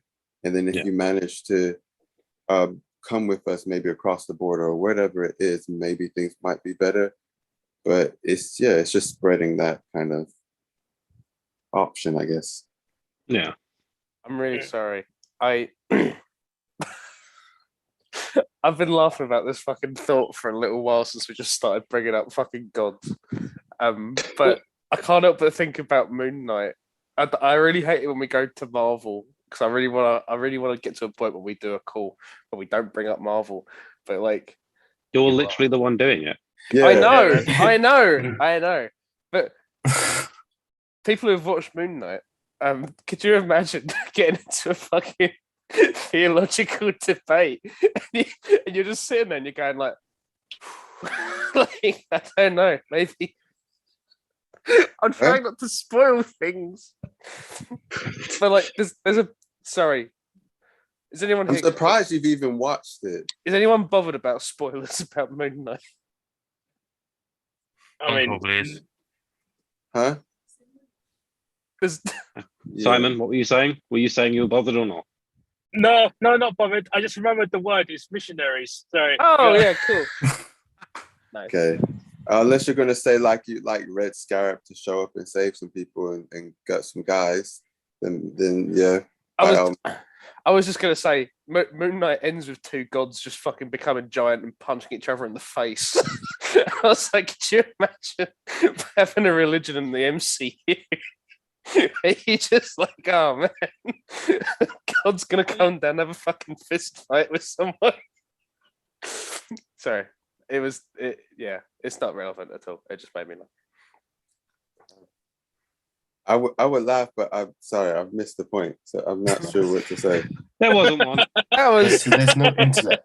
that was extremely honest, and I appreciate that. Fair enough. Whose favourite scenes are You left? feel better now, Alec? I feel so much better. Well, it was worth it then. I needed to get that out. That's fine. I was Sorry, going to Rob, bring you were up. saying something. Moonshite. Oh no, I was just asking if Simon was in the kitchen still. No, I'm on the road.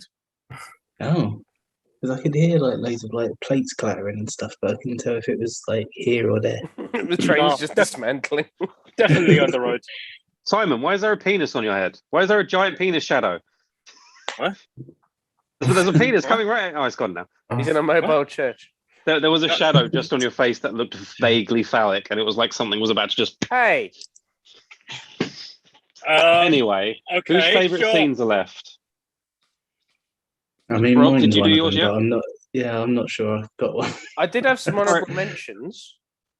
Before you say, Alec, like I'm not starting off anything new, but I just want to say, doesn't have to be limited to favorite scene. Can just be a notable scene, something that was memorable, or like even if you want to say the most fucking depressing scene, like just don't think of it as confined to favorite.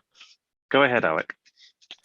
I was just going to list some. So Zayn going up onto the carousel, and then there's like a woman statue, and he like gets her tits out, and Raheel laughs at it, and I was like, that's pretty was good.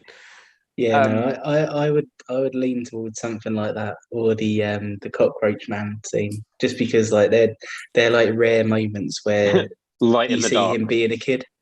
Yeah, or even like just even when they go to the car wash and they're like, "Can we just use your hose to like just fucking clean ourselves?" And like he's like laughing and like the hose just like skirting up in his face, and he's just having a laugh at it, and it's like that's nice. Zayn gets to have a bit of fun. Like There is like some that. kid left in him.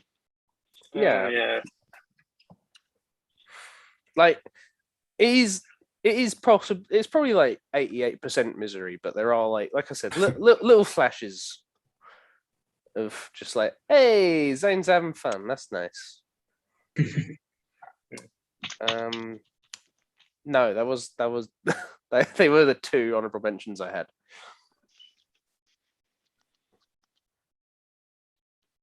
Right. Who hasn't done the scenes yet? I assume Pat, but he's not here. I know Rob. Has anyone else not done it?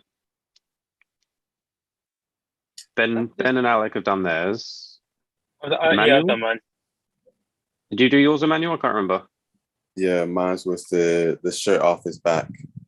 Oh, yeah, that's right. Yeah. Also, when Rob? it won awards at Cannes Festival.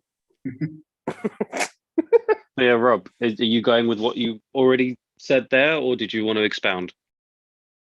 Yeah, no, I think it's I mean it's no sort of like scene in particular, but my favourite moments, if you like, are those ones where like you just see him being a kid and I don't know.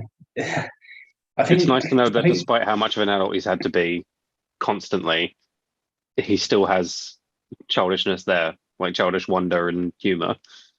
well, I think if there was a bit more of that where like he was just sort of, kind of like getting a bit of light relief for himself, I think then maybe it would have had a bit more impact on me.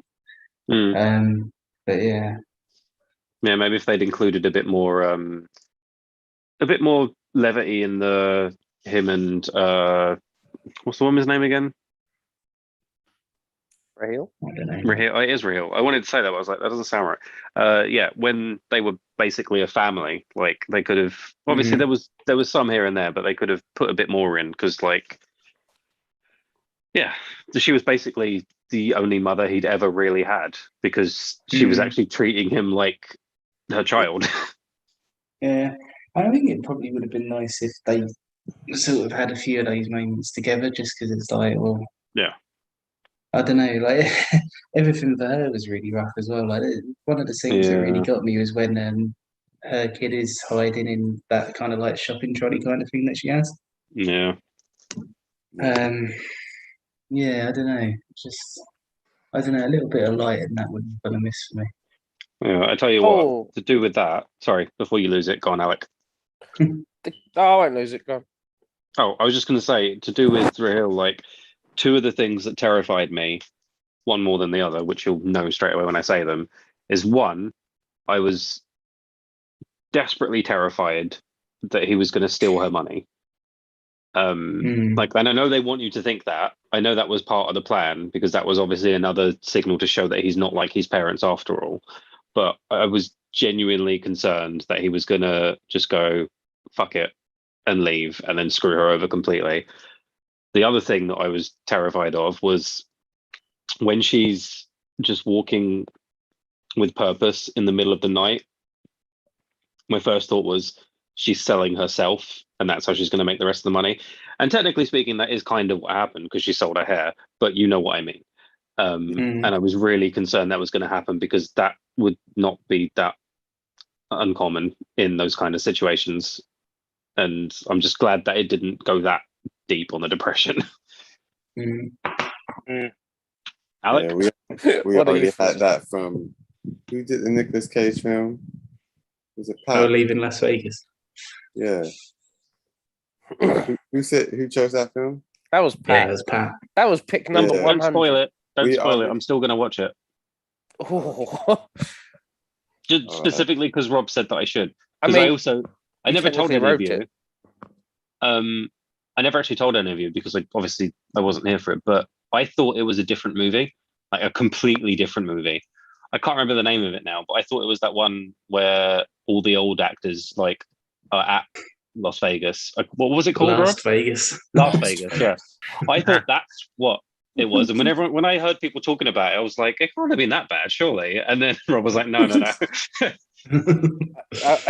actually That concerned is- for you to watch Leaving Las Vegas because it was written by a guy called John O'Brien who hung himself after seeing the film.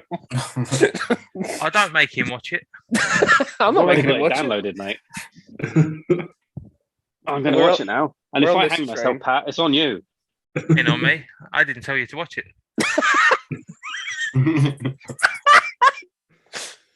Oh See? no! This is the exact problem with Pat and hot weather. I didn't tell you to watch it. Right. Anyway, Emmanuel, did- you were going to say something? Uh, Alec. I had another nice moment. It's the birthday cake bit. oh yeah.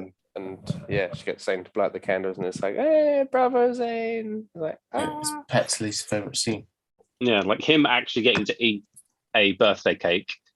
Like, imagine what a drastic change that is for him. Yeah.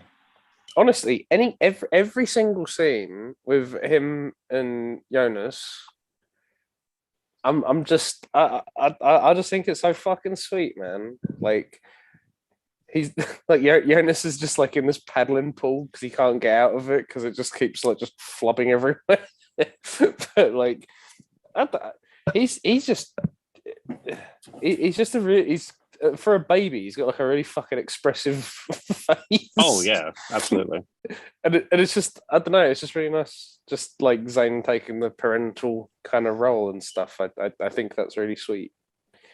I think maybe that, like, those are the kinds of scenes that I should have enjoyed more. But I think because the movie is so depressive in general, I think I was always constantly worried about it getting worse. So, I mean, you guys know how overactive my stupid brain is, especially with negative stuff.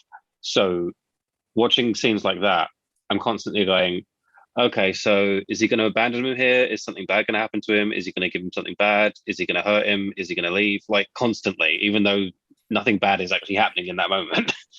It does. I think it probably does help with a second watch because you do know where. I think you're aware of at what points the nice little bits are coming, and like you kind of just running a marathon and you're kind of trying to get to the next water station, and it's like, yeah, no, there's a nice bit. He's gonna blow out some candles and it's gonna be really nice, and you go, good.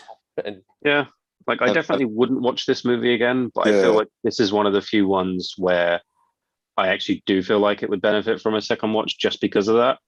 I wouldn't, but because I'm not to fucking sound like an arsehole here, but I generally feel like I absorb all of it in the first watch and I wouldn't get too much out of it watching it again. But with this, I feel like that difference of mindset would make a big difference. I specifically would not blame anyone for not wanting to watch this a second time round, but yeah, I did find value in watching it a second time. But I can totally see that. Yeah, wouldn't have a go. You didn't want to watch it again, but it's a fucking great roller coaster romp. I can just imagine you and Emmanuel in the same room. The credits roll. Emmanuel's there, tears streaming, and you go, "And one more time!" And he's just like, "Let's do that again." It's like F you. Genuinely, Emmanuel, you fucking floored me coming in like you did. I was like, oh, has he got really bad hay fever? And I was like, oh no, fuck, he's been crying. Oh no. Yeah. And I was like, I'll make a joke now, and I was like, don't make a joke. Well, that's the thing. I was about to try and like Stop saying- smash through it and get normal, and then Simon interrupted me and went on his coke train, and I was like, oh, all right. Well, I guess we'll just let the drug-addled mind of a Chinese man get through it. I mean, you can't just blame the drugs. You just blame me for being Asian, right? I don't know what you want to say. I just had... Sorry, honestly, you broke the ice in a way that I don't think any of us could have done on purpose. So, like, I'm really glad you're here. Like that scene in Hero where the guy's like on the on like the surface of the water, just like breakdancing. That's kind of what Simon did to the ice. Yeah, his wire just malfunctions and he's just going fuck. Breakdancing in the water. That's funny. Yeah, Camilla was like, I don't think I've ever seen you cry that much except at our wedding. Oh, damn, just make sure she understands there are different types of tears. Yes. Yeah. What? She did, yeah. I heard that. Well, But I'm gonna pull out one of my other movies later. Oh, sorry. No. No. No. Not something like this, yeah. Well, I won't say I don't have a tearjerker movie on my list. Fuck. Hang on, tearjerker is a totally different thing to what this was. So if you got a tearjerker, that's fine. Okay, You said fine that's then. so Okay. camp, man. That's fine. Good. If you want us to cry, we'll cry. Don't worry. And I still won't. I can't promise I'll cry. Oh, well, for this movie, I think you just might. This is very I gross. don't know. I This don't is really very cry gross. in Okay. movies. The Martian, Okay. and I'm like, no, Simon abort. Simon. No. Let me put it this way, Simon. This isn't like a bravado thing of like, oh, don't cry. Just for some reason, movies don't like. I get emotional with them, but I never cry. The only things I seem to cry at are like stories in games and anime. Okay, yeah, I get you that. I think because this was the one that made me cry the most, because literally for minutes afterwards, I was just still crying. It just hit me. I think. So yeah, that's because it hits you personally. Like you have that attachment there. Yeah, it's just it just keeps coming back to me. It's like what those kids went through. I'm just like and I think the only film I think it still was nowhere near this, but that made me cry a bit or really sad or depressed was at the end was Boy in Striped Pajamas. Really? I don't think I've ever heard of it. Oh, I heard of it. I haven't seen it. Really? yeah, that's no. I can understand why you would definitely have that emotion, especially with like you're talking about the very ending scene, right? Yeah. Like where he's actually walking into those. Yeah. That's fucking, that breaks your heart, definitely. Wait, Yeah. do you guys not know what Boy in Striped Pajamas is about? Nope. Yeah, no, I've That never seen boy- it. Yeah, but no, I know. Struck pajamas, yeah. Oh, you've never Yeah. seen it? Oh. I've never seen it.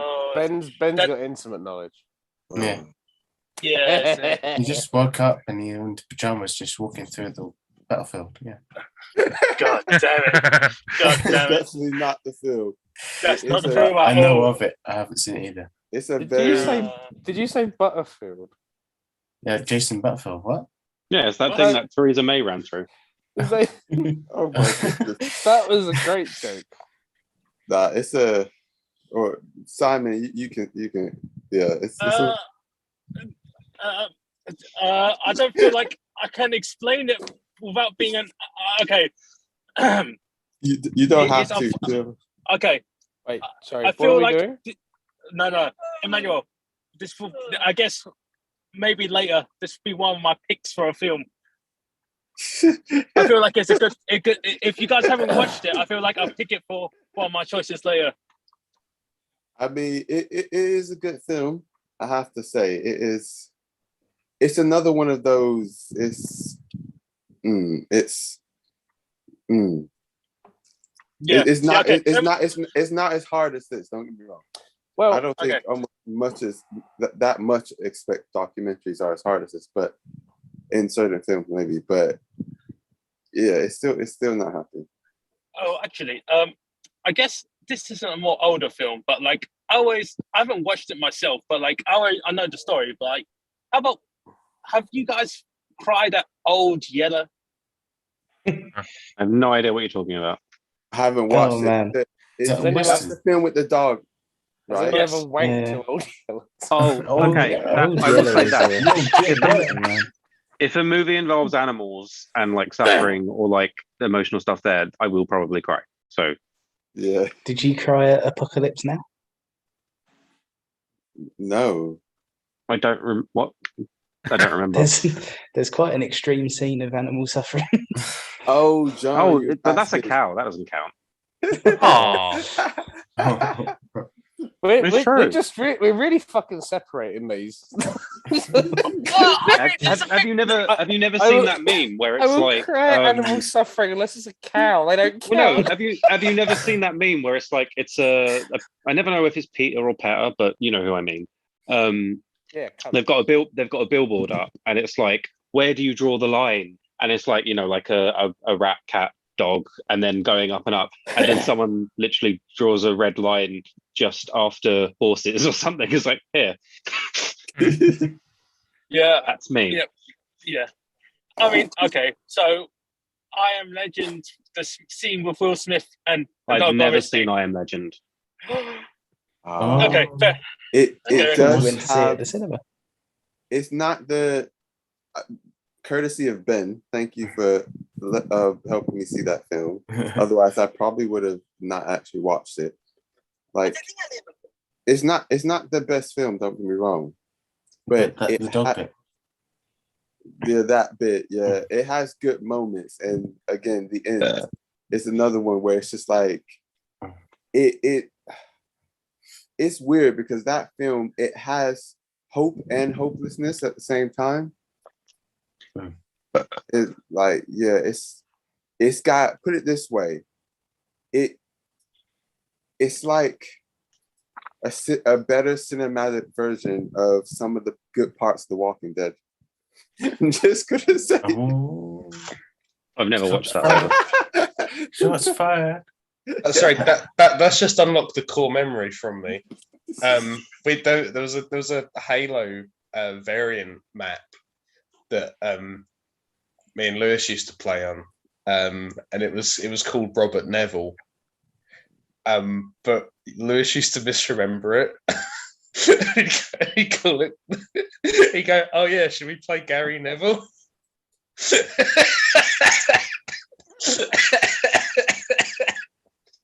Like, Oh, Pat really liked that one. strikes a chord with me, doesn't it? Yeah, I thought you two would like that one. From Used to get me. Where this film is concerned, I don't think I've ever finished a film and just sat there and just contemplated my existence. Oh, you didn't Like- even think about the film? Fucking hell. I thought this was going to be the moment we unlocked was- Pat thinking about movies.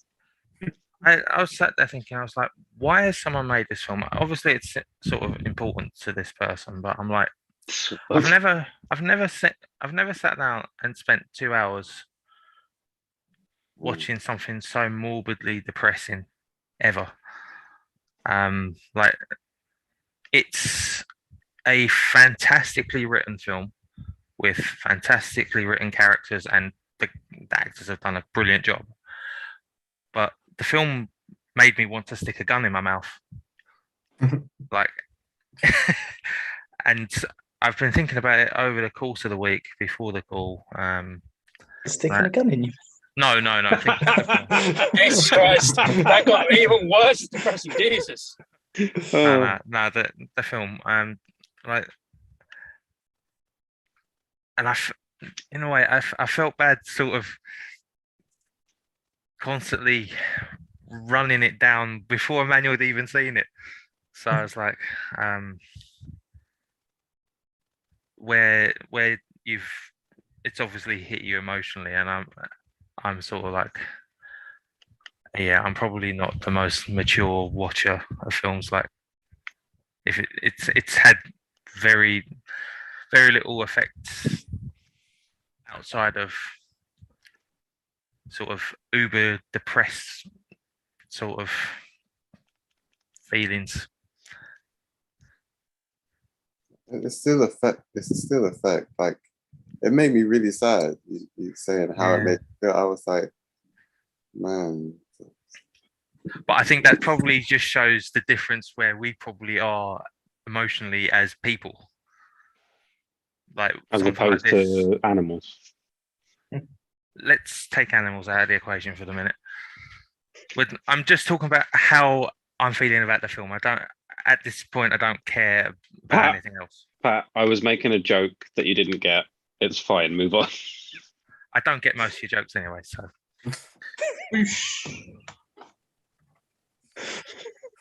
Are you two getting a divorce? No, Pat's just saying things that are really funny. They're not funny. I'm not funny. Pat, carry on. I was trying to stop you from getting sidetracked because I made a shitty joke. Just carry on. Fucking happened again. You were talking Yeah. about how you felt and about you being different levels of maturity as people. Yeah, like I'd say guys like Emmanuel, Rob, to an extent.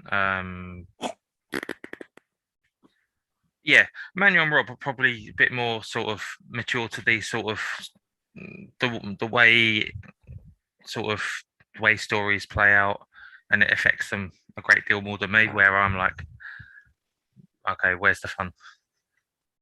Kind of thing. Like if something doesn't sort of pull me in some way, I sort of just don't connect to it at all.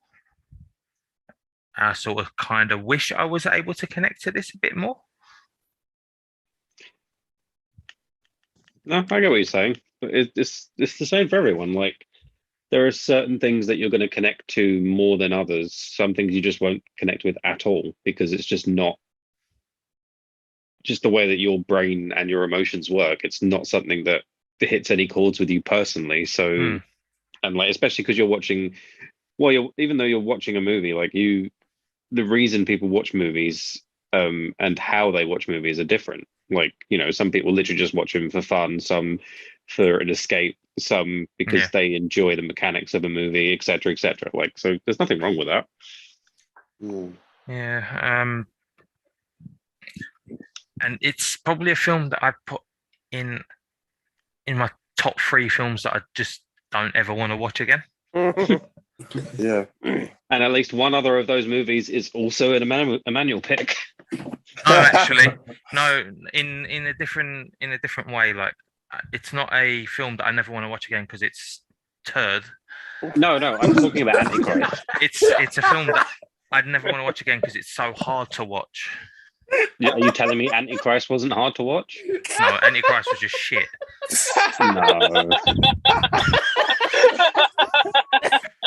The other 2 films are 12 Years a Slave, which I found incredibly difficult to watch. Like, me and Ben went to see it in the cinema, and I've actually got it on Blu-ray, but I haven't watched it. No. I can't bring myself to watch it again. You're going to hate me for saying this, Pat, but I hope that's on someone's pick list because I've never watched it, and I heard it was really good.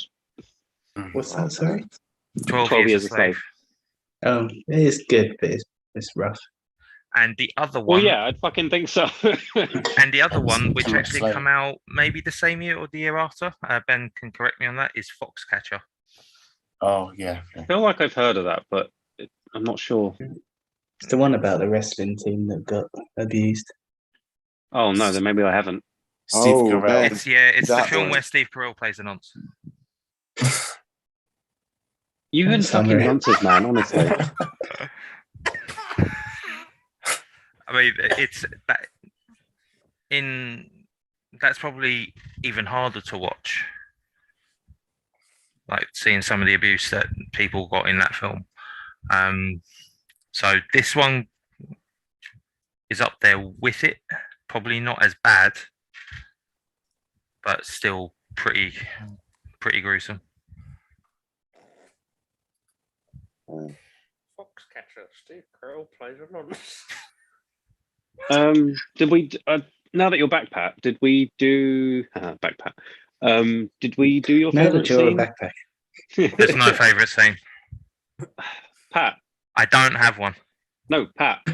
Were you not here for my little thing of it doesn't have to be contained to favorite? It could be most memorable. Genuinely don't think he was. I don't think I Okay. have a memorable scene, to be honest. It was Well, it was so morbidly depressing that I just try to not retain much of it. Okay, then I'm gonna ask you a different question because while I don't think you have to have a favorite or most notable scene, you're the odd one out now, and I feel like I need to have a look at your scores quickly. Okay, give me your best acting moment.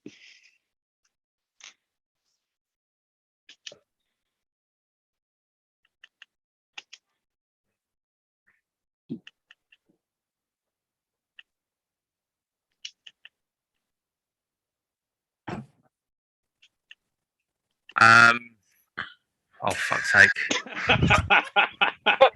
God damn it, Rob.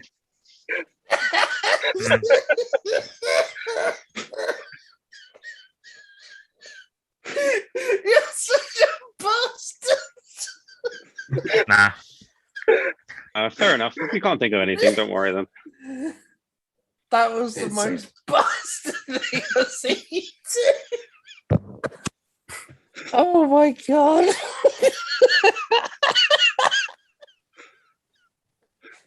Oh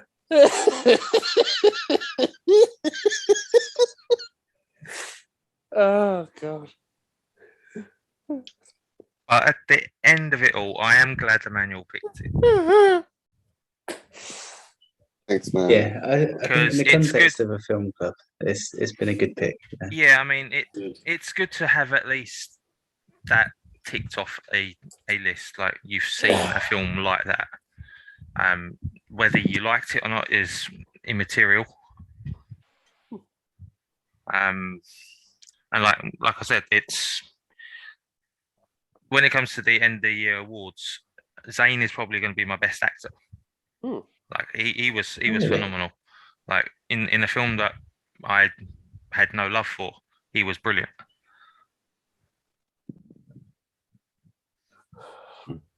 Well said, Pat. It was great. It really Absolutely was. well said. I'm tearing up again. No. Sorry, man. But yeah. I tried to, I don't know, I tried to, before, I didn't want to watch this by myself. I didn't think, of course, as I said before many times, I didn't think it'd be this hard, but I wanted Camilla to watch it with me. It's after seeing the trailer, she was like, no, I'm not watching this out film with you. So I'm probably going to cry. Yeah, but, you know, we can watch it together. I said, nah. And now after seeing me like this, she'll probably never ever even give it a chance. I mean, yeah, I don't blame her at all. Like I don't. While I think it's an important movie, like culturally and like for awareness sake. But as a person to person thing, I don't think anyone needs to watch this movie. So she does not need to watch this. She shouldn't watch this. Leave the poor girl alone. I think it is a good important film to watch. Camilla said thank you. But I would not wish it on anyone. Yeah. Historically, it's important to watch, but not personally, I would say. It falls in a similar place to Leaving Las Vegas, where I'm like, that was really, really good. It just so happened that I liked this a lot more than I did Leaving Las Vegas, but I would not recommend it to most people. Yeah. Like, but I'm super glad you picked it. I thought this was a really, really good pick. Thanks, man. Amen. I'm glad that it. Yeah. I hate you for picking it. So, oh, sorry. I'm just kidding. I know. I'm glad that it. Yeah, it wasn't the opposite that people really just like pissed off. It's just like, I'm so sorry, I didn't expect this. Maybe I should have watched this before I picked it. The only time I've been pissed off at a pick was Tokyo Gore Police. I can think of a few more. Yeah, I was about to be like, oh, we'd never get pissed off at a pick. Like at the end of the day, it's a movie. But now that you mentioned Tokyo Gore Police, I try and find like good in every film, but like I fucking hate that one. That's the only one that I was like, that was a waste of fucking time. well, that's the thing. Like I used to say things like things were a waste of time a lot when I was younger, but talking to Rob a lot over the years has made me sort of change that viewpoint a lot, and just general sort of maturing and stuff. I generally don't tend to think of things as a waste of time. It's more about how you choose to spend your time. But that is the movie that wasted my fucking time, and I want it back. That's the only film that we've done where I went, I'm not watching that again because life is too short to watch that twice. I don't need to do that. Yeah. There's a few films that have been picked that I think that way with. Yeah, but there's Night is Short.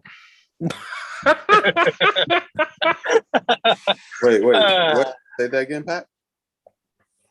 There's a few films that I think that are a waste of time, but the Night is Short, and I don't want to go into it all. And the night is short and full of happiness. I was thinking, on a side note, not that I want a bad movie round 2, but if we end up having a second bad movie round, I was just like, I think I know what movie I'm going to pick. The Emoji Movie. It's going to be. To be fair, look at Alex's face. as much like we already discussed this before, as much as I absolutely despise the existence of that movie because it seems so fucking ridiculous, especially the fact that James Corden's in it. But having said that, it does have Sir Patrick Stewart as a poo. Why does everyone hate James Corden? Because he's annoying and has no talent, and nobody knows how he keeps getting work. Oh, don't bring weight into it. I hate him. I generally anti-union. wouldn't. But that is his like main selling point. Wait, what did you say, Rob? I said I hate him because he's anti-union. No, what a bastard! Like I found him funny, like initially when he first popped up. I was like, oh yeah, no, he seems all right. But then he was shoved down your throat so incessantly that I couldn't stomach it anymore, and now I vomit at the mere thought of him. I've only really watched him in A League of Their Own. No other experience with him, so like he's a pretty good presenter in that. Obviously, his anti-unionism isn't great. Before anyone starts on me again, if he was a nice guy, I wouldn't bring up him being fat, but I think he's a fucking talentless wanker. So I reckon I will. Considering that me and Rob have met his co-star on the thing he's most famous for, and he was an absolute cockbomble, I reckon he probably is as well. Oh, I'm never going to forgive maybe. Gavin and Stacey for making him famous. I'm thankful I've never seen a single episode of that for I'm both never of watching them. it. I watched a couple episodes. I didn't like it. I had no interest in it anyway, despite how popular it was. But then we met. I can't even remember the fucking guy's name. But then we met. Oh, it is Matt Horn. Wow. Yeah. Okay. That was the name in my head, and I was like, no, that's not him. That one must be thinking of someone else. And he was just a fucking twat. My actual first experience of both of them was a really shit film called Lesbian Vampire Killers. That was mine. Knew it. I fucking knew it. I could tell picked from the way Pat was acting that he was going to talk about porn. He was like, I picked it up thinking it'd be funny, and it really wasn't funny. No, it was really bad. I might pick it for bad film round. Oh, I think I can't remember if I watched it or not. I think I saw a trailer for it or heard about it and then was like, oh, this could be interesting. And then I think maybe I watched like a random scene of it and went, no. I specifically remember me and you talking about it and going, this is going to be a laugh. And then I think we watched a clip on YouTube and both went, no, never mind. I I do like the idea we do bad movie round 2, and every film has James Corden in it. Oh, no. I You're don't nice like to actually do that to you guys. Because at the end of the day, because at first I was thinking about it because it's not a good movie, but at the same time it has really good messages in it. Like for the audience it was intended for. Like because I watched it. Are you talking about lesbian vampires? No, the Yeah, Emoji Movie. it's a the very. Emoji Movie. Oh, okay. I mean, yeah, It's- I get the idea of the Emoji Movie like messages already, and obviously it's aimed at children more so than anything. So I think it probably is quite a good movie for them. Yeah. But after hearing you guys, I don't think I'd want to put you through that. To be fair, I'd be fine with watching it. Like, it looks like an absolute car wreck, but Alec will you know, destroy it. it does have Sir Patrick Stewart as a poo emoji. Which It's like automatically a- makes it better than Frozen. It's like a budget. What's that Wreck-It got to do with Ralph mixed anything? with Inside Out. What? Pat's just randomly shitting on one of my movies I'm going to pick when it had absolutely no relation to anything that was going on. It's got Sir Patrick Stewart as a poo emoji, which automatically makes it better than Frozen. Better than what? Frozen. Frozen. What? Actually, John, if you do pick that, that'd be good because I've seen the second one, but not the first one. The Oh, I second will be one- picking it. How do you do the second one that? wasn't good. What? You, what you mean? What do you mean? What do I mean? How do you watch the second one and not the first one? It's called Your Kid Wants to Go to the Field. Yeah, You, like you take them to see the field, but you somehow never watched the first one. There you go. Yeah, that's so the thing. I didn't Frozen one even is a need you to prequel. explain. You're not missing much. Yeah, Frozen 1 is a prequel. There you go. Done. I think the silence speaks more words than I could ever. Oh, it hasn't. It's like that Red Letter Media joke where they're like, "Oh yeah, my dad wrote Blues Brothers 2000." And he went, "Oh," and he went, "And he wrote the first one." And they're like, "There was a first one." Hello? Hello. Hello. Okay, good. That was really bad. I wasn't looking at the screen. So Ben was like, oh, so it's a prequel. And then there was complete silence. And I was like, oh, well, the silence speaks more words than I ever could. And then looked up and it was like, your earbud is out of battery. And I was like, oh, it didn't. Oh no, it still had that. But yeah, no, like I didn't even need a manual to explain why he'd seen the second movie before the first. I instantly was just like, well, obviously a kid wanted to see it and he hadn't seen the first one. So he ended up seeing that one. Yeah. Well, turns out I'm really stupid. Whereas I went to see Frozen 2 in the cinema of my own accord. Yeah, John saw Oh, no, Frozen John's 2 really before it was stupid. cool. Living up I to don't his blame you. princess name. Yeah, did you know there's actually some lore to do with Frozen and a link to Tarzan? John, I Really? don't mean to sound rude, but I don't care. Well, tough shit. Actually, 'Cause I when we think watch I it, you're might going to have be heard- listening. He doesn't care because he's Dracula the Striel. Dracula the Trio. What? Don't worry, man. It's a long story that doesn't need to be explained because Pat's a miserable git. It's I'm a not story for miserable. another time. Yeah. I mean, you're not miserable, but you are Eeyore, right? Nah, I'm not. Anyway, thank you everyone for enduring this with me. Enjoy is a strong word. You really don't need to be as apologetic about this as you are. I think this was a good pick. Hey, look. I never ever want to watch it again, and I had a miserable time. But I do think it was a good pick. Yeah, I never want to watch it again. I had an awful time with it. I don't think there was any really good thing about watching it, but it was a good pick. This is why I don't want to do personal statements. We're all just like, fuck you. But, you know, it was a well-made movie. You've ruined my week, but it was for the better. I didn't ruin Hope you're my week. happy, Jane.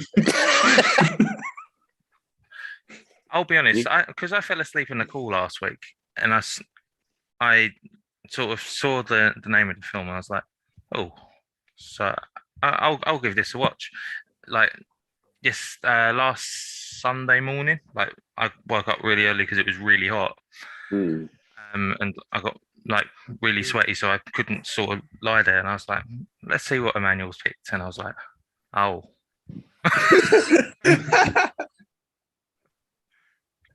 Colin Whereas Capernaum. I saw what Emmanuel had picked, and I was like, "Oh, brilliant! I finally get to watch this." And then I watched it, and I was like, "Oh no!" Well, also, Brilliant, I finally get to watch you this. sounded Oh, no, I so have to watch excited this. by it. I was. Yeah. And I was like, oh, Rob's excited about this as well. Let's When I see saw- what's going on. Inside. When I saw your pictures with tears, Rob, I was just like, oh no.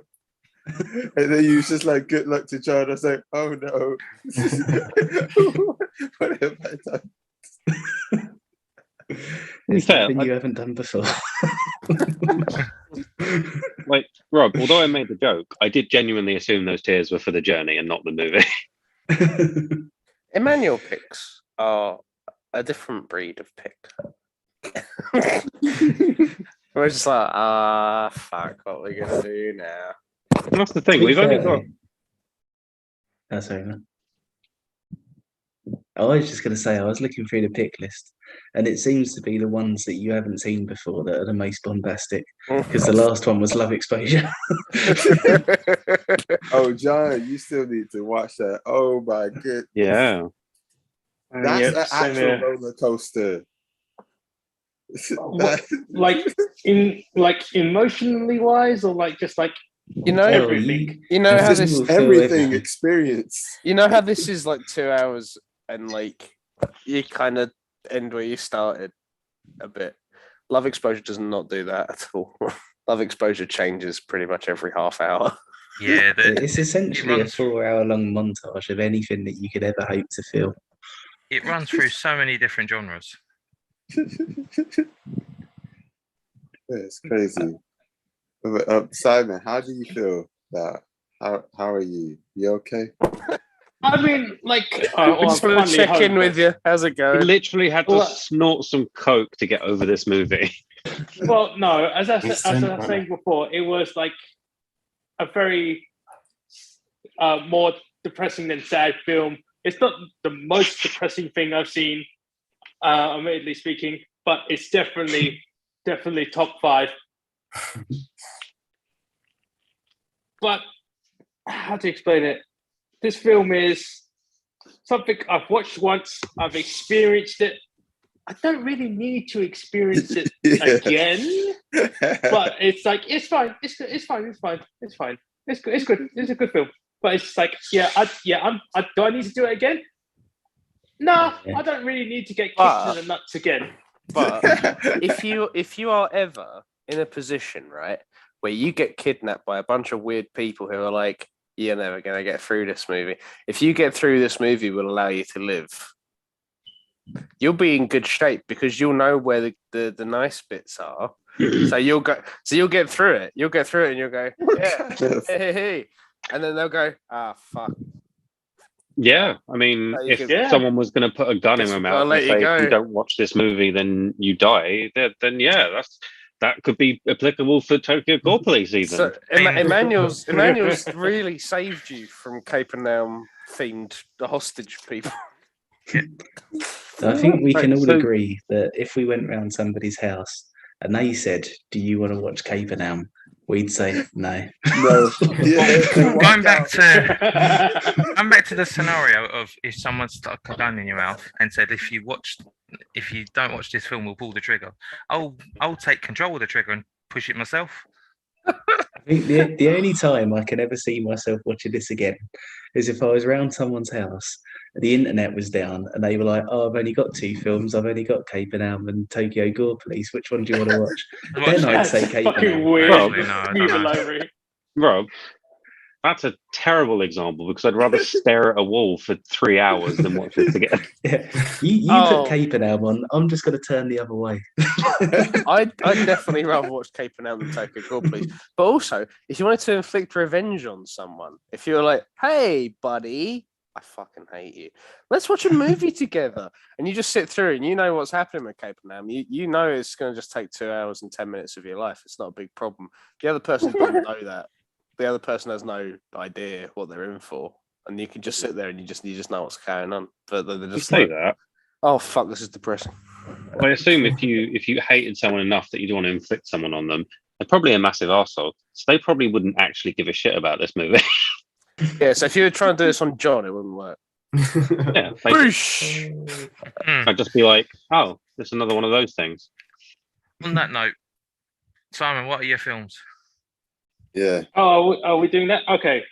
Remember, So, you've got 2 picks. okay, so I picked something that's I'm a so excited. lot more comedic and light-hearted than any of the 3 previous films. Simon, you've got to get through 2 intros. Hurry the fuck up. That's good. Well, no. I can do it I'm in kidding. one. I'm kidding. Essentially, Rob picked the first Hong Kong film with one of the more famous Hong Kong actors, Jackie Chan. I was initially going for the other route. I was going to pick a Hong Kong film with Stephen Chow. I've picked his Journey to the West films, Ooh. part 1 and 2. Oh wow. Ooh. Okay. Yeah, good. it's called. That's good though. I know the English title is a bit different. I think it's called. Let me double check on my phone. Yes, it's called A Chinese Odyssey, Part 1, Pandora's Box, and Part 2, Cinderella. Oh, so they're not actually called Journey to the West, but I'm assuming they're inspired by the Journey to the West story. Oh yeah, Or is it a retelling? Actually, don't tell me. No, it's quite simple actually. The title in Chinese is Journey to the West. The English title is called A Chinese Odyssey. I don't know why. Oh, Yeah. that's so weird. random. Oh, well, I guess it's because Journey to the West is like a well-known thing here, so they would associate too much with it. Just to make sure, Simon, we're going for the 1995 films, yeah? Yeah. Yes. Cool. Oh, nice. That's awesome. And I think they're both currently on Netflix. So if you have Netflix, really? easier for you guys to stream. Oh, Oh, yeah, That would right, be yeah. very good. Let's find out. I love that John did that. it's not Should like what? I'll pick. To the vest. Is it based? Is it called Journey to the West, or is it just based on Journey to the West, or is it like this? Actually, don't tell original me. The original Chinese name is Journey to the West, but it's called A Chinese Odyssey Part 1, Pandora's Box. Yeah, they're both on Chinese Netflix right Odyssey now. Part 2, Cinderella. Oh, that's All right, awesome. yeah. So yeah, that's my pick. How do you spell Chow? CHOW. HOW. Those, I mean, if you just search Chinese Odyssey, it will come up. yeah. Yeah, pretty much. Yeah. I find it weird Oh that no! they What? didn't. I clicked on Stephen Chow's profile, and the only film that I've seen with him in is Dragon Ball Evolution. Don't let that cloud you. He's done a lot more than that. Yeah, I know, but that was the only thing that I've rated on IMDb with him in it. Anyway, Emmanuel was trying to say something. Sorry. It's It good. wasn't important. I just thought their English naming scheme wasn't the best. No. I don't know why. Sometimes it's the translators. I don't know what they do. By the way, John, just in case you didn't know, Stephen Chow is the guy who did Kung Fu Hustle. Yeah, I know. Oh, nice. Yeah. As much as I don't normally know these kind of things, I'm very familiar with Stephen Chow. He was also This is going to be awesome. King of Comedy. Oh yeah, That's not the Martin Scorsese one.